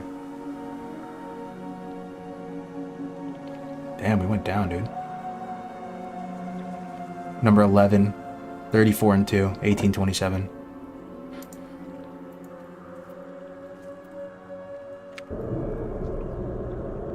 Have you heard anything about the power of Rogue in Arena being diminished by the lower batching window? I have, yeah, I heard about that big time. And people feel different ways about it. So, someone who's close to me, who I'm good friends with, is my buddy Navik, right? A lot of you guys have heard of Navik, done a lot of stuff with him in the past. He loves TBC PvP. It's his favorite thing about WoW, favorite time he ever had playing WoW. Glad all seasons back in the day as Mutilate Rogue. Plays it to this day. Loves TBC Arena. A lot of these people, like the big plays of TBC Arena, the plays you live for, the stuff that adds so much flavor and depth to the game. This is their opinion and not mine. I actually don't know exactly how to feel about this issue. I'm just presenting it to you guys. Some of the stuff they really enjoy about the arena are, and I'll read some of the stuff he sent to me because he definitely feels frustrated about it. He wants to get it out there. Is you used to be able to do big plays as a rogue, like vanish meeting a blind, vanish meeting a cheap shot, gouging blink, can't batch gouge with war stomp to counter war stomp, cyclone. Basically things that were interactions made possible by batching. So people are very frustrated and hate the classic batching window at 400 milliseconds. Feels way too long. It's like basically half a second of delay. Feels really bad. P servers, I don't know what their batching window is, but it's probably like 100 milliseconds. I'm just shooting from the hip here. Maybe it could be 200 or something, but 10 milliseconds is what we currently have right now in the beta. Like, you're no longer able to do any of that stuff. Now, to me, what that ends up like being to my mind, is that it's kind of like nerfing rogues slightly. I don't know if other classes are affected by it as much as rogues. And even though I'm playing with the rogue partner in both 2s and 3s, rogues seem a little busted, man. Like, it doesn't even sound like the worst thing in the world if they ended up getting a little bit of a nerf to it. But then again, some people would say that's not TBC. You know, that's not TBC. That's some changes. I haven't appreciated and loved the game long enough to like understand how big of a deal that is, you know? But I don't flinch too much at it. You know, to me, a game that's just more responsive and like whenever you use your action, it happens immediately. Sounds good. What do you guys think?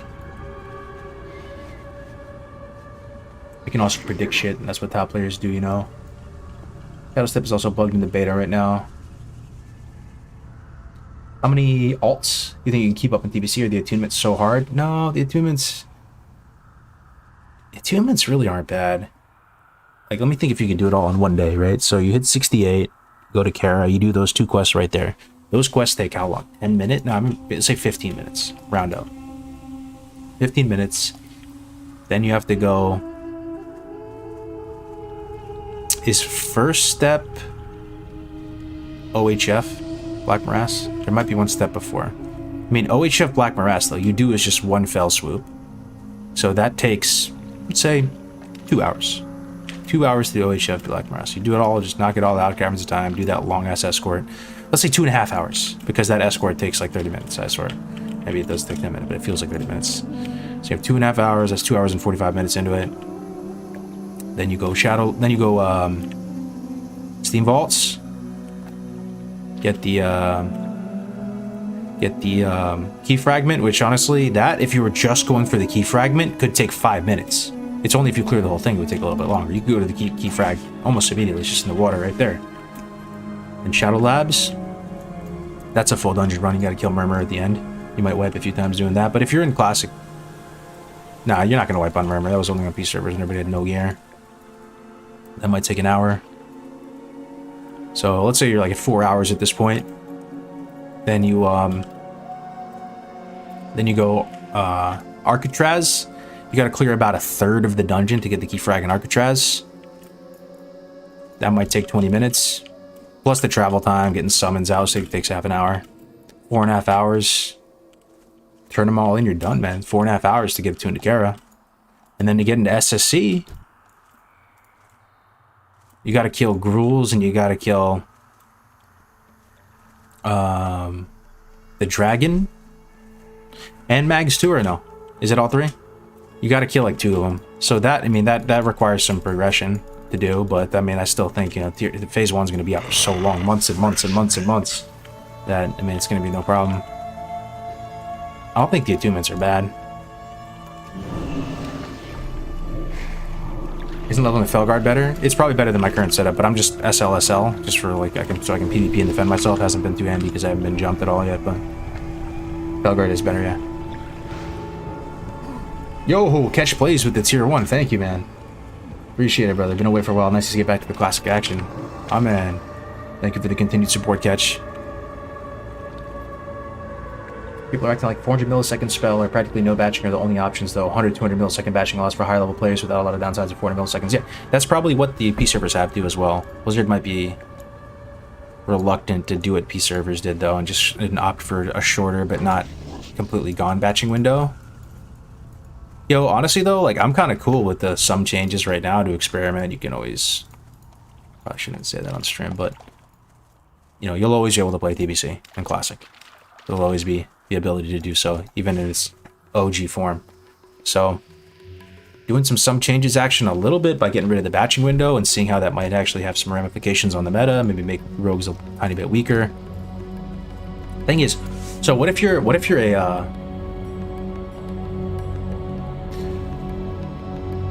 rogue and you go blind the other rogue and they vanish and your blind doesn't work? Or what if they vanish and your cheap shot doesn't work? Doesn't that feel like horrendously game-breakingly horrendous?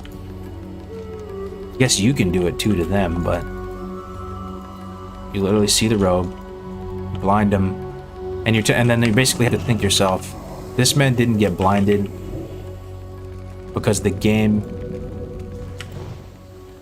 what? Because the game just didn't process my request like in time or whatever. Changes up engagements. I'm not cool with some changes if some changes equals level boosts. Yeah, I mean, I feel you, man. To me, I'm just so excited about the PvP that the level boost doesn't really affect PvP so much, so I hear you though, trust me, man. I just think the best solution would be fresh servers, man. They have the boost, they can have their cake, they can eat it too. A couple fresh servers that don't have boost, don't have server transfer would have been the play, but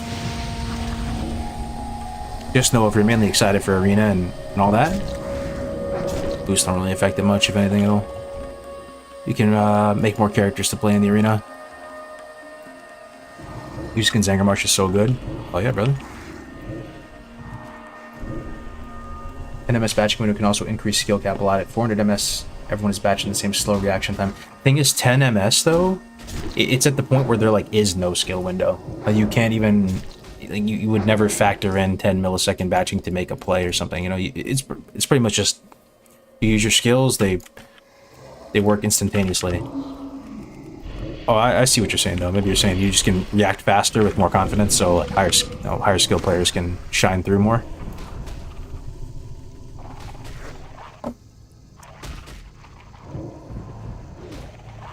Rogue can still vanish my scatter on 10 ms window when I was testing on PTR a while back. Okay. That might be a little different though, bro. Because scatter has a projectile to it, right? Scatter is not... It's almost instant, but if you think about it, it's still a bullet that has to, or like an arrow or whatever, that has to leave your gun or your bow, right? So there's probably like a super ultra fast projectile speed to scatter, even though it appears instantaneous. I scatter this thing and it looks like he just gets immediately hit, but there's probably like at the speed of sound, like a little projectile coming out of my gun. So you can disjoint projectiles with vanish and shit, you know?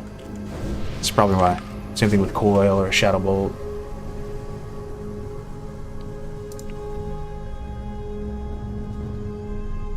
Why do boost matter? It's only level 58, the whole thing is irrelevant. Yeah, I mean, we've beaten that issue to death, man.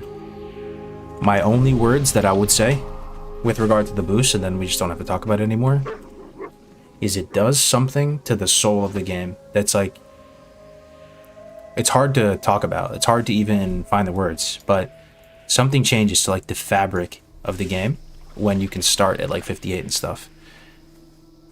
Something, it's indescribable, something intangible, and oftentimes like a server is taken like the undertones of it like are taken less seriously as soon as like you know, a P server offers instant level boost to 70 or whatever. Some element of the game withers away, but I don't know what exactly it is, and I'm not trying to be the biggest doomer on it because I'm actually like more into the PvP side of things right now, and if anything, the boost kind of like helps me get another warlock up. That's all I'm gonna say. So as we play TBC, just keep it in mind. Try to detect what that is, what, if anything, is affected by it.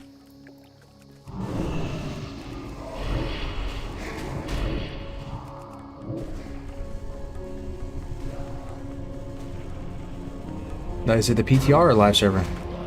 This is live. This is the beta, man. Do you feel with the 8x leveling? How did it feel with the 8x leveling pre-58? Yo, to be honest, it felt really good. Yeah, that 8x leveling felt really good. It was super fun. We did 1 to 70 in one play session. It was super fun, man. Yeah, it's fun. That's why I kind of do like private servers. I know I really shouldn't be saying this, you know, and all this, but it's kind of cool when like people can do different takes on servers. They do it in different ways. Oh, on this server they did it this way. On this server they did it this way, and you kind of like have these unique characteristics to each server. You know, trying to do the leveling process on 8x was pretty cool. But yeah, it was pretty fun.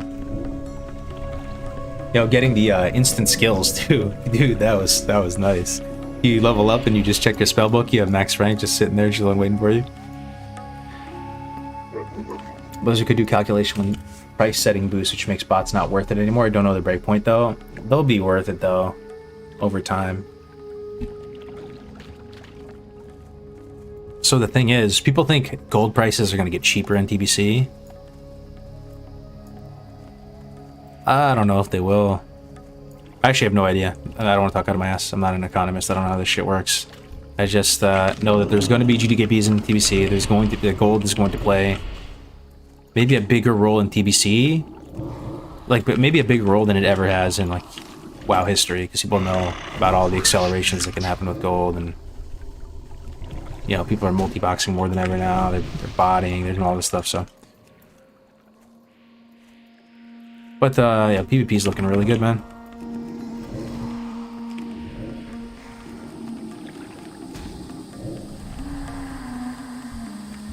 Outland being much smaller will increase the bot reporting a lot. That's true. Outland is pretty small, huh?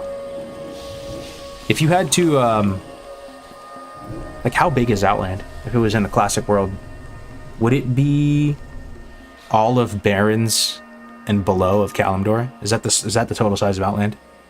If you factor like Barrens, Tanarus, Feralus, Thousand Needles, all that bottom section of Kalimdor, that's probably like the how big Outlands is, huh? I'm just guessing. 25% of Azeroth? Seems high.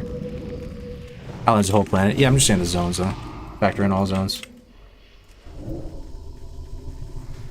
Yo, Brady, good to see you, my man. The Pumper Shaman, good to see you, bro. Loving the Zanger Marsh music, didn't know it was this good. Oh yeah, rainy Zanger Marsh, what a vibe, huh? It's pretty fun, guys. Thanks for being here. I know we're not doing anything terribly exciting, but I just had to get a stream in. I know it's been a couple days. I'll probably see if, yo, Brand, if you're still there, man. You want the host after this. People are trying to watch the twos.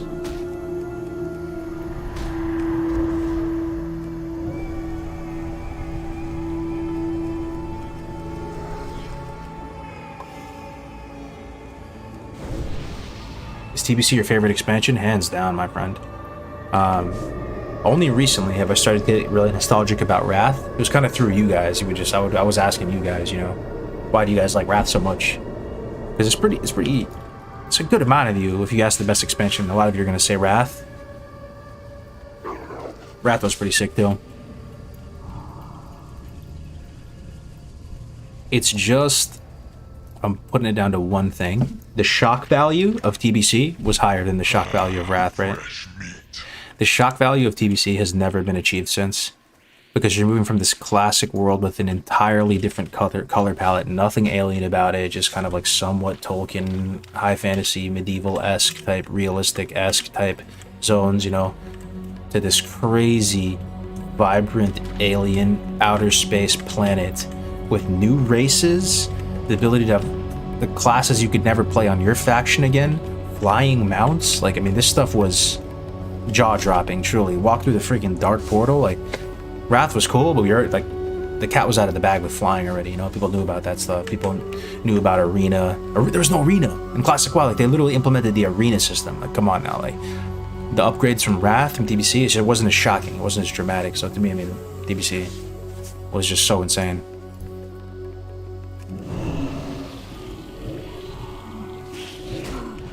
WoW was great until they revamped the talent system. What was that, Kata, that did that? Yo, Terra List, thank you so much for the tier 1, man. 3 months in advance of tier 1, bro. You love to see it. Keeping a roof over my head. Keeping the lights on. Keeping the dream alive. Thank you, my friend. Who is the smartest person you know and why? Fresh meat. I hope he's not in the chat, because I don't want to gas him up. Fresh meat. I actually really hope he's not in the chat. Because it's gonna be... I have one buddy.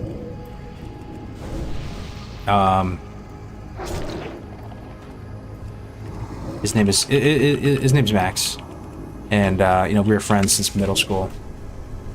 The dude had a hard time concentrating in school, didn't get the best grades. I didn't get the best grades either, right? And hasn't had the easiest path in life, but smartest dude I've ever met. You know, sometimes the smartest people aren't like the most successful in the most traditional way. It's one of those things. Just as like the processing power up top was very high,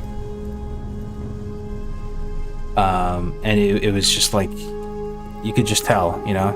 Some people have friends like that. This super powerful processor that doesn't really translate into like traditional success a lot of times. And a lot of us might have a friend like that. You kind of always just knew low-key they're kind of like genius tier.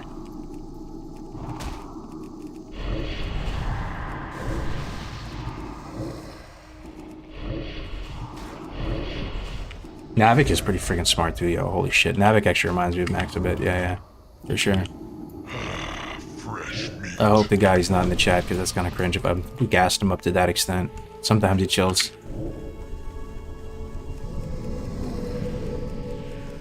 If you broke up TBC into a pie, where does World PvP rank in biggest slices of the pie? World PvP in TBC? Like, objectively, it might be a good chunk of the pie. It's just this... Yo, it's good to see you, Bradley. Essentially, you guys are asking some interesting-ass questions. I love it, though. How big of a factor is World PvP in TBC? I want to say not as big of a slice of the pie as it is in Classic. Classic's a bigger world. There's more trinkets and gadgets and gizmos that can make the world PvP more interesting.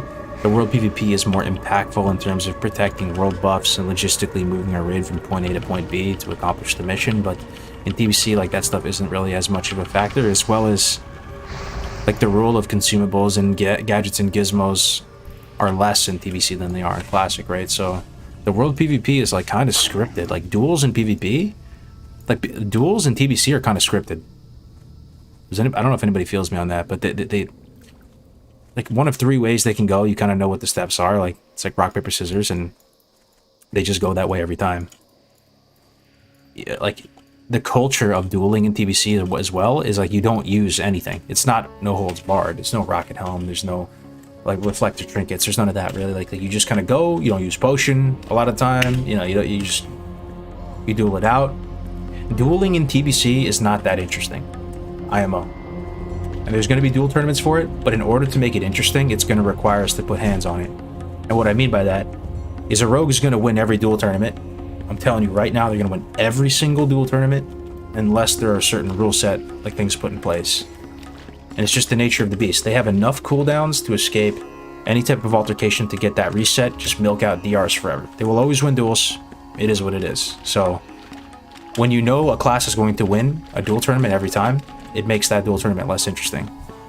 So you'd have to put some kind of, like, custom rule set on it to, like, either nerf rogues or prevent them from doing certain things to make it more interesting. So with that, yeah, you could do duel tournaments. You feel me on that, though? And there are 2 classes that are just above and beyond the best duelers. It's mages and rogues. They're gonna kind of be at the top of the food chain with regard to that. Warlocks can do alright too, and a lot of these things really only come out and show their face on, like a tournament realm where everybody has, like, streamlined gear and stuff, right, and limited options. In reality, when you can have access to anything, like PvE gear, and you can actually have a significant gear advantage over other people. In reality, you can beat, like, you know, as a warlock, you can beat, like, everybody. Rogues, like, I beat rogues all the time. But on the tournament realm, if I log on there, and I have full S4 Bis versus another rogue with full S4 Bis, if they know what they're doing, like, I'll never win. There's just, it is what it is, man.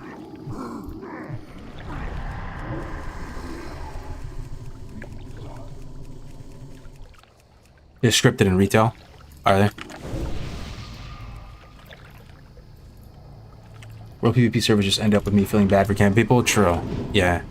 And then the thing is, like, you're gonna get messed with while you're in raid spec, and you're just gonna be like, what am I doing, man? Why am I on this server? As far as I know, mages and rogues both lose to a feral. Yo, that's an interesting thought. To a feral. Was not thinking about that.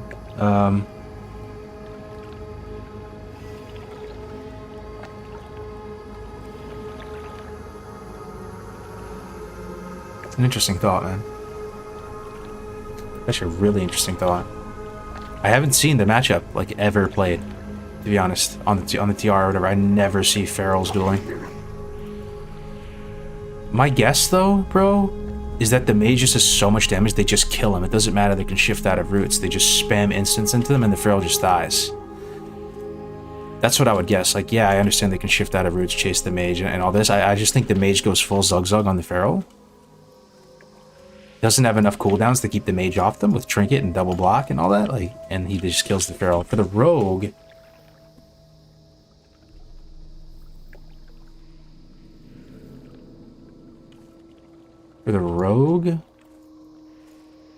I weirdly could see it, actually. The feral winning against the rogue. I don't know, though.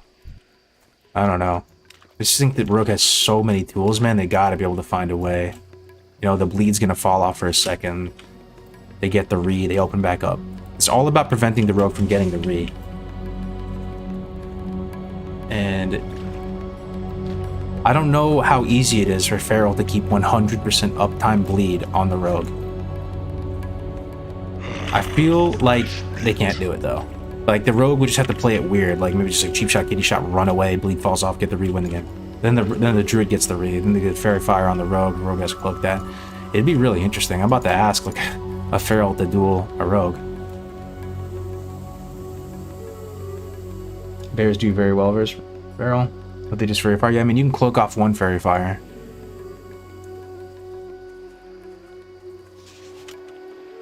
Yeah, Feral's got to be very strong versus Rogue, though, man. You're not wrong. Rogue can stealth 1 time per duel. Hey, get the stealthy buff, get it out only with Cloak of Shadows. You run an SL? I am, yeah, just in case our World PvP hasn't been happening, though. Fairy form is good versus both. Feral Fire. Fairy Fire. How does Enhanced do in World PvP, BGs, and duels? Very strong. Very strong. Actually, yeah. World PvP, BGs, and duels, very, very strong. Enhancement Shaman. There's something about the arena, though, that they've instantly, like, don't become threatening anymore. But if you're just queuing up BGs, I mean, they can still be threatening, but you feel me, like, they're not up there on the top tiers of threat. Like, they can do ridiculous damage. Bretty's in the chat right now. I've been talking about him doing top DPS in a BG as a Shaman. It kind of, like, makes me scratch my head. Like, I think it shouldn't be happening. It kind of, like, bewilders me that a melee Andy can be top DPS in a BG, yet it happens. And I'm a UA Warlock, and I'm just like, am I doing something wrong? I'm literally tab-dotting everything within sight and losing in terms of damage done in the BG to Enhancement Shaman. It doesn't even make sense. And then in duels, yeah, they can turn you into a pink mist. They're still not going to beat a Rogue, though. They're still not going to beat a Warlock. They're not going to beat a Mage, probably. So I guess with regard to duels, they still probably get shit on. Yeah, but World PvP, they'll do fine against just kind of like the average players.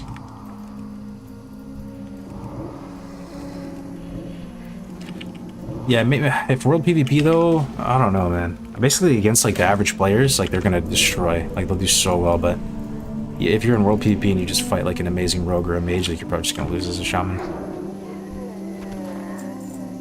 Oh, you know what though? The Ellies. The Ellies are very powerful. And those, you wouldn't, I mean, if you drop an Ellie in a duel, that's kind of scummy, right? But in World PvP, you drop an Ellie. Imagine you're a Resto Shaman out here, you get picked on, somebody opens up on you, you drop that Ellie, they can't touch you. The Ellie's too strong. The Ellies are nasty.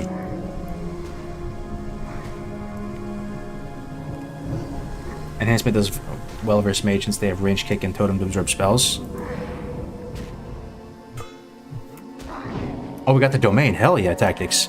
I should talk about that a little bit too. So, Tactics, Tommy, Zarant, these people that you know and love, the household names of the leveling community, they've been working super hard on a guide.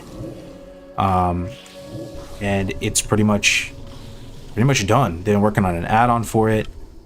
It's going to be like the ultimate TBC leveling guide, man. The ultimate TBC leveling guide. So, they're working on that. Like they've been putting in a ton of hours, so it's gonna likely be like a paid type of thing. You know, you pay a couple bucks and you get this access to this guide. But that's really exciting. They got the domain for it.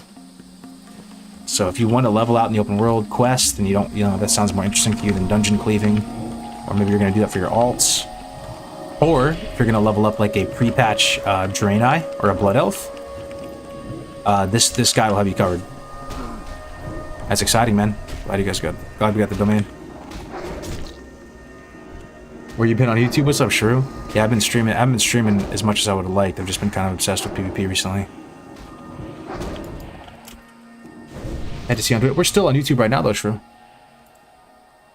We're on YouTube right now, brother.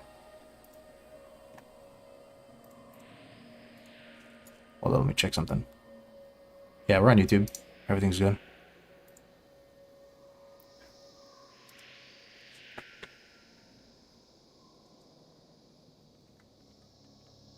You couldn't pay while an add-on. It's technically a service, is how you would structure it. There's always ways of structuring stuff, but yeah, you technically can't charge for an add-on. It's against the TOS. It's a good call that you said that.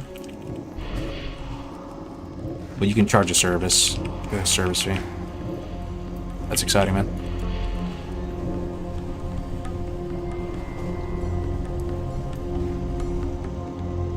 Not the same tune YouTube for the VOD. Oh, gotcha. If I remember correctly, red is extremely well for arena carry to 2200 in TBC. Carrying people as a red to 2200? I don't know. The thing about red,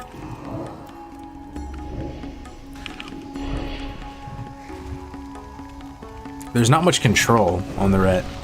You know, I feel like the best class to carry would be Rogue-mage. That's probably like not exactly a hot take though, right? A rogue, like a good rogue, can just kind of walk out there and shit on the team by themselves. They're like one of the only classes that can do that, even more so than mage IMO. Get the sap on one, you know, go super hard on another guy. He comes out of the sap, you blind, you trinkets it, you just do something else to him. I swear. We'll see how hard it is to get 2200 though. Maybe like Red, you just do colossal damage, you just walk out and just seal twist, vaporize somebody, and it could be fine.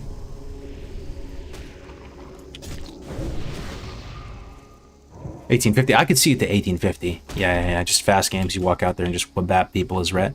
2200 is pretty high though.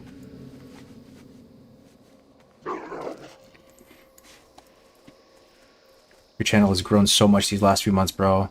I feel TBC is going to be huge for you. Keep it up, my man. Oh, thank you, man. Thank you, man. Yeah, I don't know, man. I appreciate it for sure. Fresh meat. Fresh. I don't know. Hopefully it blows up. I'm not worried about it though. I just appreciate you guys being here.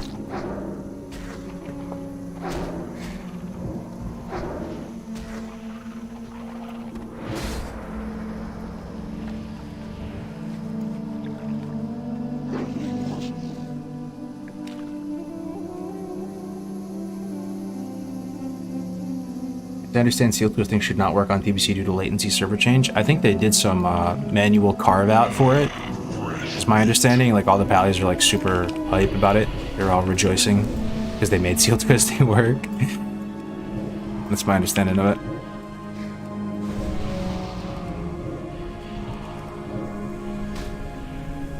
Do you have a day job? This is the main thing that I do, man. I have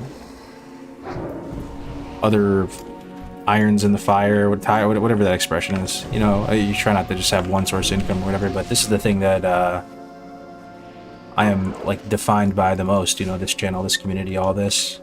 I don't always do the best job of maintaining it, but yeah, man, this is pretty much like my main thing. You know, like at the end of the day, I'm pretty much a gamer at the end of the day, man. Always have been, probably always will be.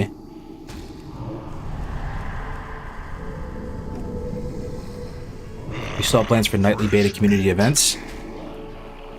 I do, yeah. I mean, we tried it out. We kind of did like a pilot episode for the 58 dueling tournament. It wasn't as interesting as I hoped it would be, you know, in the sense that everyone was a good sport. They showed up and did it. We got a kind of a sense of what the meta would look like at 58. It was very bursty. People fell over in 1 second. It's kind of a nightmare getting people over there logistically.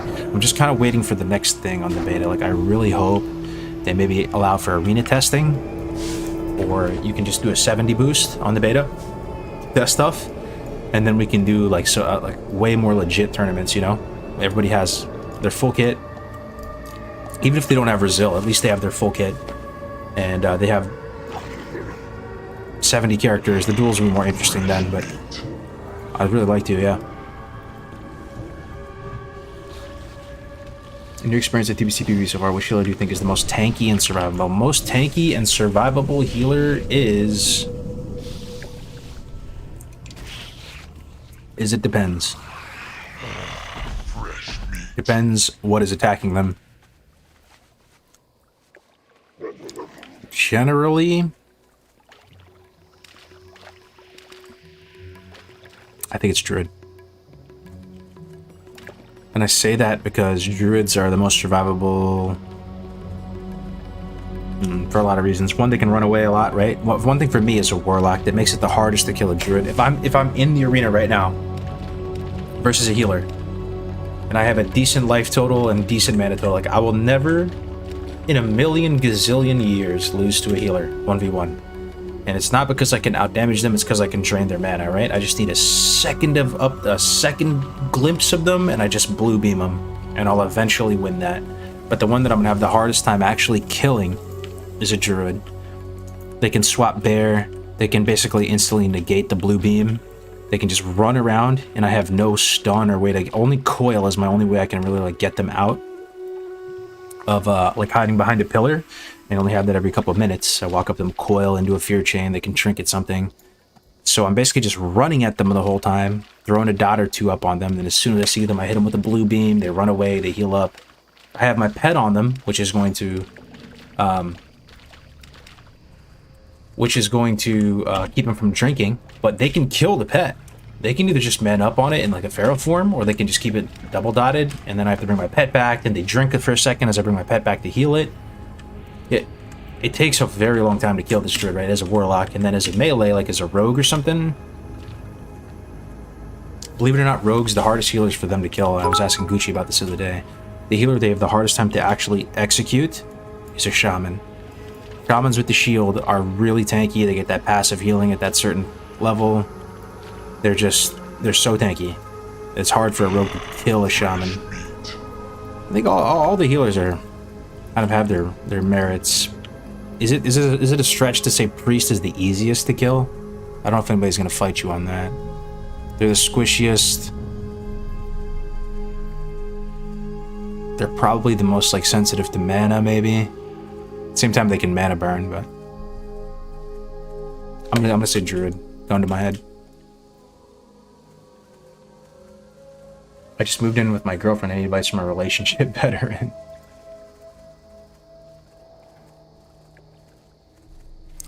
I'd say sometimes less is more, man. With that, the worst thing. What's the worst thing you could be to your significant other? What is the worst thing you could be to your significant other? It's two things. Probably the worst thing is uninteresting and like boring, or like maybe not even boring. It's more of like they don't respect like your intellect or whatever, like whatever, you know, your... It kind of ties in with the boring. But the other thing is annoying. Like, you don't want to be boring or annoying, so like just don't try to like, you know, smother them or anything like that and always be around them. Like, kind of just like less is more, chill, do your own thing, you know, be easy, just like make compromises, man. Make compromises. Communicate. Let them know if you're gonna do a lot of gaming too, like how much that means to you and stuff. Show us nothing against them, whatever, you know, all that stuff. I mean, I'm not perfect, but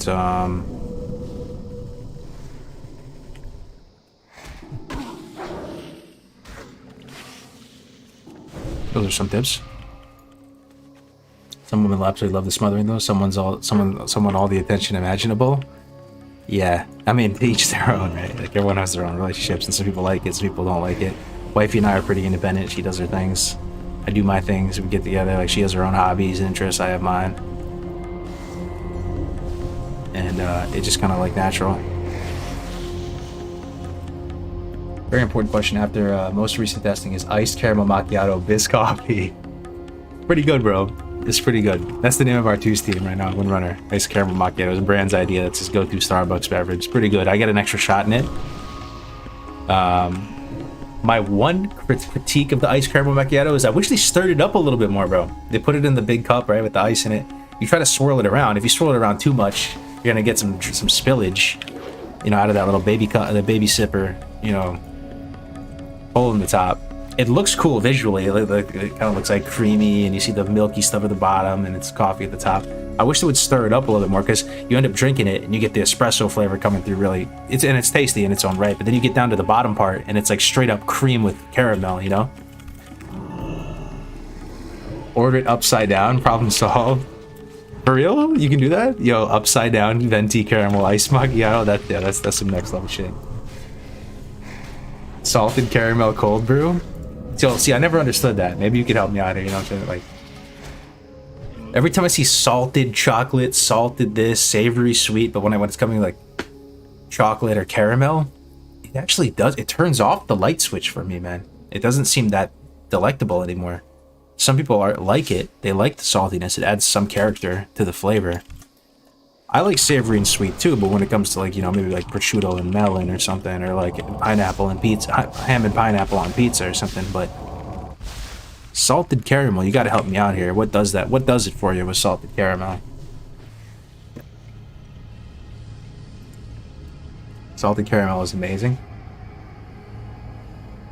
Any idea how battle groups will work at TBC? My understanding of it is they're just going to do one gigantic regional battle group. NA is just one clump. EU is one clump. And if you've heard differently, say something, but that's kind of what they said. Basically, there's no battle groups at that point. It's just all of NA plays together, all of EU plays together.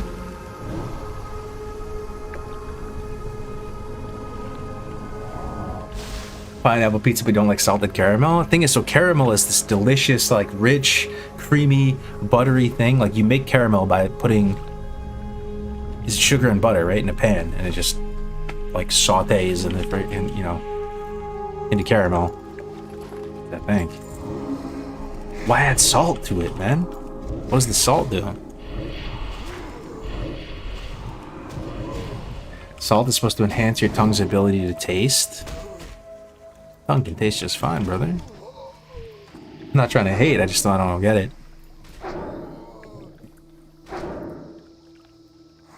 Rank 1 will be rank 1 NA, that's kind of insane. True, unless they do it like the retail system where rank 1 is a percentage as well with personal rating. They could do it that way as well. But if it really truly is one team, pretty insane.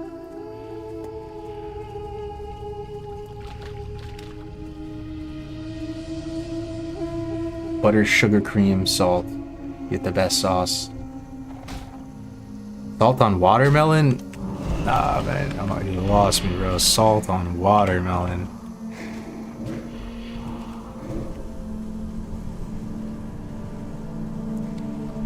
I think it's the same thing. Contrasting flavor groups complement each other. The sweet caramel and the salty salt.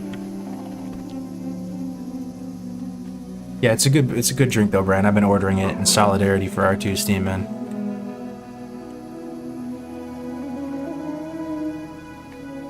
Anyone here like peanut butter and mayo sandwiches? That sounds like a fate worse than death, to be honest. I'll tell you what though, peanut butter fluff sandwiches. Anybody ever had those back in the day? It was literally like a jar of marshmallows. Those were fire. I don't know about this mayo though. You might be confusing the wrong like white creams. I just memeing. He be in mayo. Yeah, he's gotta be memeing. There's no way. Yeah, the fluff sandwiches are fire for sure. Yo, honestly though, just a nice grilled cheese done right. You know what I'm saying? With the buttered bread and then maybe a little tomato soup. That's gotta be up there as far as comfort meals. That might be a top 10er right there. You know, especially if you get some nice cheese, like even mix some of the cheeses in the grilled cheese. McDonald's fries dipped in milkshake. Oh yeah, that's a classic for sure. Yeah, I do that with Wendy's though, with the Frosty. Wendy's Frosty is actually pretty good, man. I'm pretty sure it's one of those things where there's no ice cream in it technically. It's probably some like chemical construct, but somehow they still maintain it. Still tastes mad good. You guys aren't sociopaths, right? You eat Frosties with spoons, right? You don't eat it with the straw, right? Best sandwich? Best sandwich for me? It's really tough, dude. It's very, very tough. I'd have to come up with a whole tier list maker for best sandwich. It's tough, man. Might have to plead the fifth. You'd have to break it up into like breakfast sandwich, lunch sandwich, and dinner sandwich. You know? Like breakfast sandwich, I'm gonna go ahead and go with the classic. Bacon, egg, and cheese, salt, pepper, ketchup. Maybe for a little extra, you know, spiciness, or on a Kaiser roll, of course, is you put the hash browns in there as well, right? That was a variant of that, for sure. Just a classic, simple. Lunch sandwich, man. Gotta be the probably the Italian combo from Cosmo's Deli, man, back in New York. Like, just loaded up with it. That's probably it for me, man. And weirdly enough, this might be sacrilege to Italian people, I don't know. But I kind of like mayo on my Italian sandwich too. But, like, maybe no vinegar, no oil vinegar. You get like mayo on it sometimes. I mean, for dinner sandwich, good dinner sandwich. I like meatball subs are good. It's a classic, some good quality meatballs.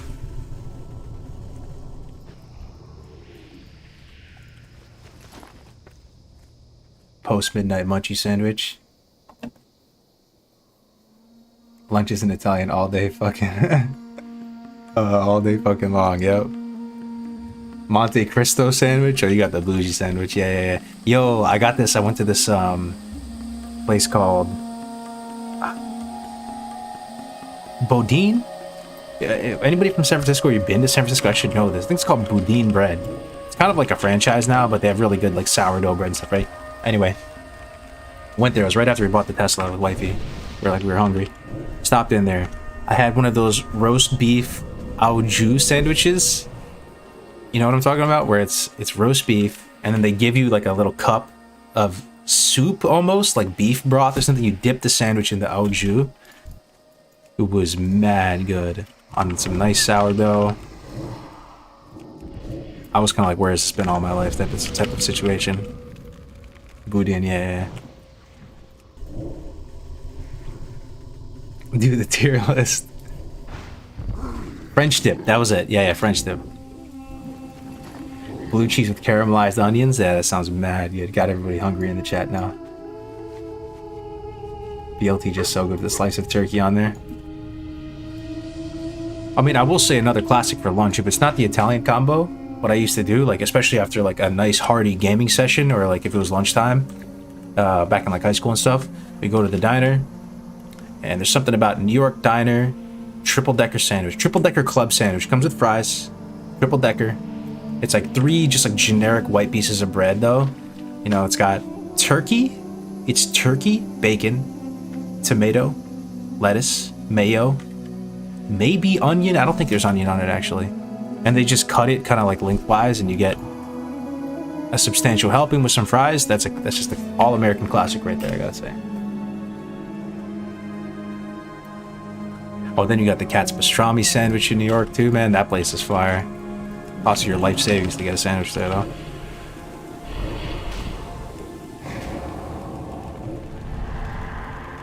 That's a New York thing, though.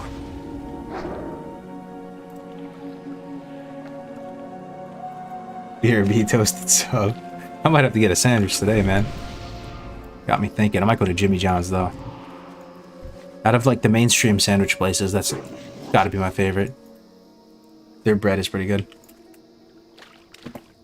Been to the famous sandwich place in Barcelona. What's so famous about it? They make bomb bowl soups in their artisan sandwich. The roast beef is so succulent. We got everybody hungry, man. Got everybody hungry on this Monday afternoon.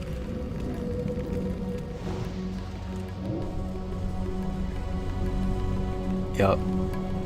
The cookies too, pretty solid. Anyway. Yeah, boys, I might, yo, Bran, you still here, man? You want the, you streaming right now? Let me see. I toss it over to Bran. Get some food, man. Let's see.